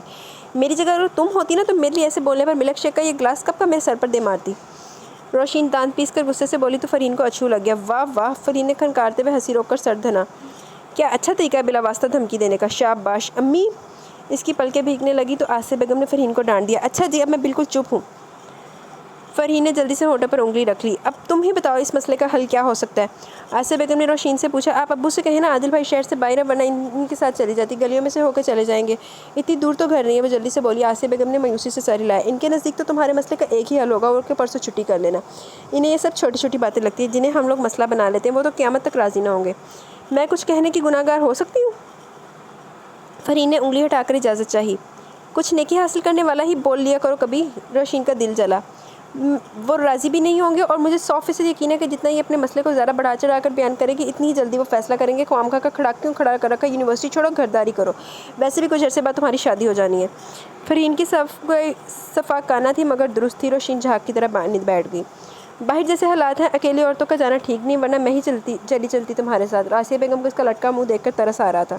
کتنی دیر یوں ہی خاموشی میں گزری۔ فرحین ناخن سے گلاس خالی بجاتی اور روشین کی شکل دیکھتی رہی، جو اب روئی کے تب روئی والی بنی ہوئی تھی۔ پھر گہری سانس لے کر اٹھ کر کھڑی ہوئی۔ ہڑتال ہی ہے، کرفیو تو نہیں لگا ہوا کہ باہر نکل نہیں سکتے؟ ہاں ایک حل ہے اس مسئلے کا جو شاید تمہاری ناک گوارا نہ کرے۔ اوپر ریان بھائی اپنے کمرے میں موجود ہیں، وہ تمہاری مدد کر سکتے ہیں، وہ جتانے والے انداز میں کہہ کر گلاس رکھنے کچن میں چلی گئی۔ روشین نے ناگواری سے سر جھٹکا، جبکہ آصیہ بیگم کا چہرہ چمک اٹھا۔ ارے ریان بھی تو گھر پر ہے آج، لو بھائی تمہارا مسئلہ حل ہو گیا۔ اس کے گھر ہونے سے میرے مسئلے کا حل کا کیا تعلق امی؟ روشین نے توجہ نہیں دی۔ لو ابھی تو رو رہی تھی نوٹس کے لیے، اور اب انہوں نے تعجب سے اسے دیکھا تو اس نے نگاہ چرائی۔ وہ تو مجھے ابھی بھی چاہیے۔ تو پھر ریان سے کہو وہ تمہارے ساتھ چلا جائے گا۔ انہوں نے اطمینان سے کہتے ہوئے اسے بے اطمینان کر دیا۔ تو ابو پسند نہیں کریں گے، میں خواہ نیا مسئلہ کھڑا نہیں کرنا چاہتی۔ اس نے گول مول انداز میں انکار کر دیا۔ جتنا وہ ریان کو پسند کرتے ہیں وہ تم سے مخفی نہیں ہے، پھر بھی تمہیں ایسی باتیں کر رہی ہو، اور دوسرا یہ کہ وہ کون سا تمہارے لیے انجان ہے، سکندر سے پہلے اسے ہم جانتے ہیں، روشن پیشانی والا شریف بچہ ہے۔ انہیں تو موقع چاہیے تھا اس کی مدد سرائی کا۔ روشین کا جی چاہا کہ اسے روشن پیشانی والے شریف بچے کی لون والی حرکت کے بارے میں بتائے تاکہ اس کے کندھوں پر دھرا شرافت کا بوجھ کچھ کم ہو، مگر ضبط کر گئی۔ چلو اب اٹھ بھی جاؤ، اسے کہو گی تو وہ کبھی منع نہیں کرے گا۔ آصیہ بیگم نے اصرار کیا تو ہمارے باندھے سے اس بات میں سر ہلانا ہی پڑا۔ اگر اپنا منگیتر قابل اعتبار ہوتا تو اسی کے ساتھ چلی جاتی، ایک فون کال کی دیر تھی۔ اس کے دل میں گہری اداسی پھیلنے لگی تو وہ خود کو متضاد سوچوں میں گھرنے سے بچانے کے لیے جلدی اوپری روشن کی طرف بڑھ گئی۔ عادل کاروباری سلسلے میں اسلام آباد گیا تو تمکین اور حمزہ کو بھی تبدیلی آب و ہوا کی غرض سے ساتھ لے گیا۔ ان کا ارادہ 2-4 دن مزید رکنے کا تھا، ورنہ بھابھی میری کچھ مدد کر دیتی کہ آصیہ بیگم تو سینے چڑھنے سے لاچار تھی۔ اس نے کمرے کے باہر رک کر اپنی سانس متوازن کی۔ جتنی منہ ماری اس روز ہم کر چکے ہیں، اس کے بعد کیا مجھ پہ اس کا احسان لینا چاہیے؟ روشین نے ایک بار پھر غور کرنا چاہا۔ دل اور دماغ دونوں ہی اس کا جواب پر زور نفی میں تھا، مگر روشین نے گہری سانس بھرتے ہوئے دروازے کی نوک پر ہاتھ رکھ دیا۔ اپنی انا کو پس سے پش ڈالو اور روشین سکندر اور تھوڑی سی ڈھٹائی سے کام لو، بس اپنا کام نکلتا تو پھر دور سے سلام۔ اس نے خود کو حوصلہ دیا، پھر خیال آیا تو ناپ چھوڑ کر دروازے پر ہلکی سی دستک دی۔ جتنی دیر تک اندر سے کوئی جواب نہ آیا، اس کا دل بے ترتیبی سے دھڑکتا رہا۔ پھر اس نے تیزی سے دستک دی اور اس کے بعد بدتمیزی سے، مگر اندر سے چلتی میوزک کی دھیمی سی آواز کے علاوہ اور کچھ سنائی نہیں دے رہا تھا۔ یہ تو طے ہے کہ کمرے میں ہی ہے، مگر شاید بہرے پن کی پریکٹس کر رہا ہے یا پھر میری طرح ڈھٹائی کی۔ اس نے جھنجھلا کر سوچتے ہوئے نوب گھمائی اور دروازے کو خفیف سا کھول کر اندر جھانکا۔ اندر ٹیوب لائٹ پورے تمتمراک سے آن تھی۔ اس نے تھوڑا سا اور دروازہ کھولا تو باقی کا منظر بھی واضح ہو گیا۔ روشین کو حیرت ہوئی۔ ریان کے آنے سے پہلے اس کمرے کی جو سیٹنگ کی گئی تھی اب وہ کلی طور پر تبدیل تھی۔ بیڈ اٹھا کر اس کی جگہ زمین پر گدا بچھا دیا گیا تھا، ایک سائڈ پر سی ڈی پلیئر رکھا بج رہا تھا تو ساتھ ہی ڈھیر ساری سی ڈیز کا ریک سجا ہوا تھا۔ خود وہ اسی گدے پر اوندا سیدھا پڑا، پتہ نہیں دن کے 12 بجے کون سے سکھوں والے خواب دیکھ رہا تھا۔ روشین نے کڑ کر سوچا، بھلا ایسی بھی کیا مدہوشی، کسی کو ضروری کام بھی ہو سکتا ہے۔ بڑی ہمت کر کے وہ دروازہ یوں ہی کھلا چھوڑ کے آگے آئی۔ اس نے چھک کے سی ڈی پلیئر آف کیا۔ بہت پہلے سے ہی ان قدموں کی آہٹ ہم جان لیتے ہیں، تجھے اے زندگی ہم دور سے پہچان لیتے ہیں۔ ریان کا چہرہ دوسری طرف تھا، مگر زندگی سے بھرپور لب و لہجہ روشین کو اچھل جانے پر مجبور کر گیا۔ خبیث! پیچھے ہٹ کے کھڑے ہوتے ہوئے اس نے دانت پیسے۔ وہ مسکراتا ہوا اٹھ بیٹھا۔ تم جاگ رہے تھے؟ روشین نے اپنی شرمندگی دور کرنے کے لیے سوالیہ سے زیادہ شرم دلانے والا انداز اپنایا۔ ہاں، وہ اپنی ازلی ڈٹائی سے بولا۔ بہت خوب، تو یہ ہے تمہاری اخلاقیات۔ 3 بار میں نے دروازہ کھٹکھٹایا تو تم نے جاگتے ہونے کے باوجود جواب نہیں دیا۔ روشین نے طنز کیا تو وہ سیاہ آنکھوں میں حیرت سے مو کر اسے دیکھنے لگا۔ پھر سادگی سے بولا، میں تو تم سے اعلیٰ اخلاقیات کی پاسداری کی توقع کر رہا تھا کہ 3 بار جواب نہ ملنے پر شاید آنے والا لوٹ جائے۔ روشین کی پیشانی جل اٹھی۔ وہ کتنی ڈھٹائی سے دروازہ کھول کے اندر چلی آئی تھی، بلکہ دندناتے ہوئے۔ چلو کوئی بات نہیں، حق بنتا ہے تمہارا۔ وہ جیسے اس کی شرمندگی رفع کرنے کو پچکارتے ہوئے بولا تو روشین تل ملا اٹھی۔ کیا مطلب، کیسا حق؟ فوراً تیوری چڑھائی تو وہ کشن اٹھا کے گود میں رکھتے ہوئے اسی اطمینان سے بولا، بھائی تمہارا گھر ہے، جہاں چاہے آ جا سکتی ہو۔ روشین نے گہری سانس کھینچتے ہوئے دماغ کو پرسکون رکھنے کی صحیح کی۔ فی الحال تو وہ کام ضروری تھا جس کے لیے وہ یہاں آئی تھی۔ سوری میں نے دھیان نہیں دیا، مجھے اجازت لینے تک باہر رکنا چاہیے تھا۔ وہ سنجیدگی سے بولی تو ریان نے دھیمی مسکراہٹ کے ساتھ ہلکے ہلکے اس بات میں سر ہلایا۔ وہی مسکراہٹ جو کبھی اس کی وجاہت کا سب سے بڑا حصہ ہوا کرتی تھی، اب کوئی رشید سے پوچھتا کیسے دل جلاتی تھی۔ اسی چڑ میں وہ وہیں سے واپس پلٹی۔ تمہیں شاید مجھ سے کوئی بہت ضروری کام تھا، اس نے پوچھا نہیں بلکہ بڑے تیکن سے کہتے ہوئے روشین کے قدموں کا جکڑ لیا۔ تمہیں کیسے پتہ چلا؟ روشین نے چہرہ موڑ کے اسے دیکھا تو وہ گہری سانس بھرتا اٹھ کھڑا ہوا۔ وہ کیا ہے کہ اب اتنا بھی خوبصورت نہیں ہوں کہ فقط مجھے دیکھنے کے لیے یوں افتاؤں خزاں میرے کمرے میں چلی آئی ہو؟ دل تو اس کا بہت چاہا مگر بظاہر بڑے آرام سے بولی، یہ تو بالکل ٹھیک کہا تم نے۔ تو پھر؟ وہ سوالیہ نظروں سے اسے دیکھنے لگا۔ امی کہہ رہی ہیں کہ میری دوست کے یہاں سے نوٹس لا دو، وہ لٹ مار انداز میں بولی۔ یہ آنٹی نے کب سے پڑھائی شروع کر دی؟ ریان نے بھویں اچکا کر استفسار کیا۔ امی کی نہیں، میری دوست کے گھر سے نوٹس لانے ہیں، بس پاؤں پٹکنے کی کسر رہ گئی ورنہ جھنجھلاہٹ کی تو مسلسل بڑھتی جا رہی تھی۔ تو یوں کہو نا کہ اپنے کام سے آئی ہو، وہ سادہ سے انداز میں کہتا اتنا بھی سادہ نہیں لگ رہا تھا، اس کا لب و لہجہ ہضم کر جاتی۔ اچھا جی، گناہ ہو گیا، معافی چاہتی ہوں جو اپنے کام سے چلی، دماغ خراب ہو گیا تھا میرا، چڑ کر کہتے اس نے دونوں ہاتھ جوڑ کے اپنے ماتھے سے لگائے تو نانا کرتے ہوئے بھی آواز بھر آ گئی۔ وہ تیزی سے دروازے کی طرف بڑھی مگر اس سے زیادہ پھرتی سے ریان اس کی راہ میں استدادہ ہوا۔ اس نے اندازہ نہیں تھا بری طرح سے ٹکرا جاتی مگر اس خود سے 2 قدم دور ہی اس نے شانوں سے تھام کر روک دیا۔ اس کے حواس چوکنا ہوئے تھے، اب اگر غلطی کر ہی لیا تو اس کا خمیازہ بھی بھگتنا پڑے گا۔ آرام سے اپنے ہاتھ اس کے شانوں سے ہٹاتے ہوئے وہ یوں بولا جیسے کچھ بات ہوئی ہی نہ ہو، جبکہ اس اچانک حادثے پر اس کا پورا وجود سنسنا اٹھا تھا۔ کیا مطلب ہے تمہارا؟ روشین نے خود کو سنبھالتے ہوئے خونخوار انداز اپنایا۔ یعنی کہ اب تمہیں میرے ساتھ چلنا پڑے گا اپنی دوست کے گھر نوٹس لانے۔ وہ اسی انداز میں بولا تو روشین کے دل میں اس قدر ٹھنڈک اتری، مجھے کوئی شوق نہیں تمہارا احسان لینے کا، بس امی ہی مجھے کسی طور اکیلے بھیجنے کو راضی نہیں، ورنہ میں کبھی۔ اس نے جتا دینا چاہا مگر آدھے اعلانیے کے بعد ہی اسے احساس ہو گیا کہ وہ کس قدر محظوظ کن نظروں سے اسے دیکھ رہا ہے، تب تو وہ سر پٹا کر چپ ہو گئی۔ میں نے کچھ کہا؟ ہلکی سی مسکراہٹ کے ساتھ پوچھا تو روشین کا جی چاہا کوئی شے اٹھا کے اپنے ہی سر میں دے مارے۔ اگر جانا ہوا تو آ جانا، سمجھے؟ وہ تنتنا کر کہتے ہوئے تیز سے باہر نکل گئی۔ اس کے باہر نکلتے ریان کی مسکراہٹ سمٹ گئی۔ کچھ بھی ہو، یہ حقیقت تو ایک پل کو بھی نہیں بھولتی تھی کہ وہ اس کی زندگی میں نہیں ہے۔ گہری سانس بھرتا ہوا الماری میں سے کپڑے نکالنے کے لیے بڑھ گیا۔ جی تو گائز، یہاں پہ ہماری ایپیسوڈ اپنے اختتام کو پہنچی۔ کیسی لگی آپ کو ایپیسوڈ؟ ضرور رائے کا اظہار کیجیے گا۔ ابھی میں نے آج اٹھتے ہی ایپیسوڈ اپلوڈ کیا لیکن بیچ میں وہ کچھ مہمان آ گئے تو اس وجہ سے تھوڑا سا نا لیٹ ہو گئی، لیکن ابھی نیٹ کا مجھے آج کوئی بھروسہ نہیں ہے، اس لیے میں نے کہا کہ آج نا ٹائملی اپلوڈ کر دی جائے۔ تو اپنا بھرپور رسپانس شو کیجیے گا، تو یہ بھی بتائیے گا کہ آگے کیا ہوگا۔ ابرار نے کس کو دیکھا دروازے میں، کتے واپس تو نہیں آ گیا ہراس؟ اور یہ روشین کے ساتھ کیا بنے گا، کیا ہوگا آگے؟ کیا یہ ریان کی لائف میں اس کی واپس آئے گی، ریان اس کی لائف میں آئے گا، یا اس کو عمر حیات کو ہی ساری زندگی برداشت کر کے اپنی ماں جیسی زندگی گزارنی پڑے گی، یا عمر حیات صاحب سدھر جائیں گے؟ تو اپنی رائے کا ضرور اظہار کیجیے گا۔ انشاءاللہ کل ملیں گے ود نیو ایپیسوڈ، تب تک کے لیے اپنی دعاؤں میں یاد رکھنا، اپنا بہت سارا خیال رکھیں۔ اللہ حافظ۔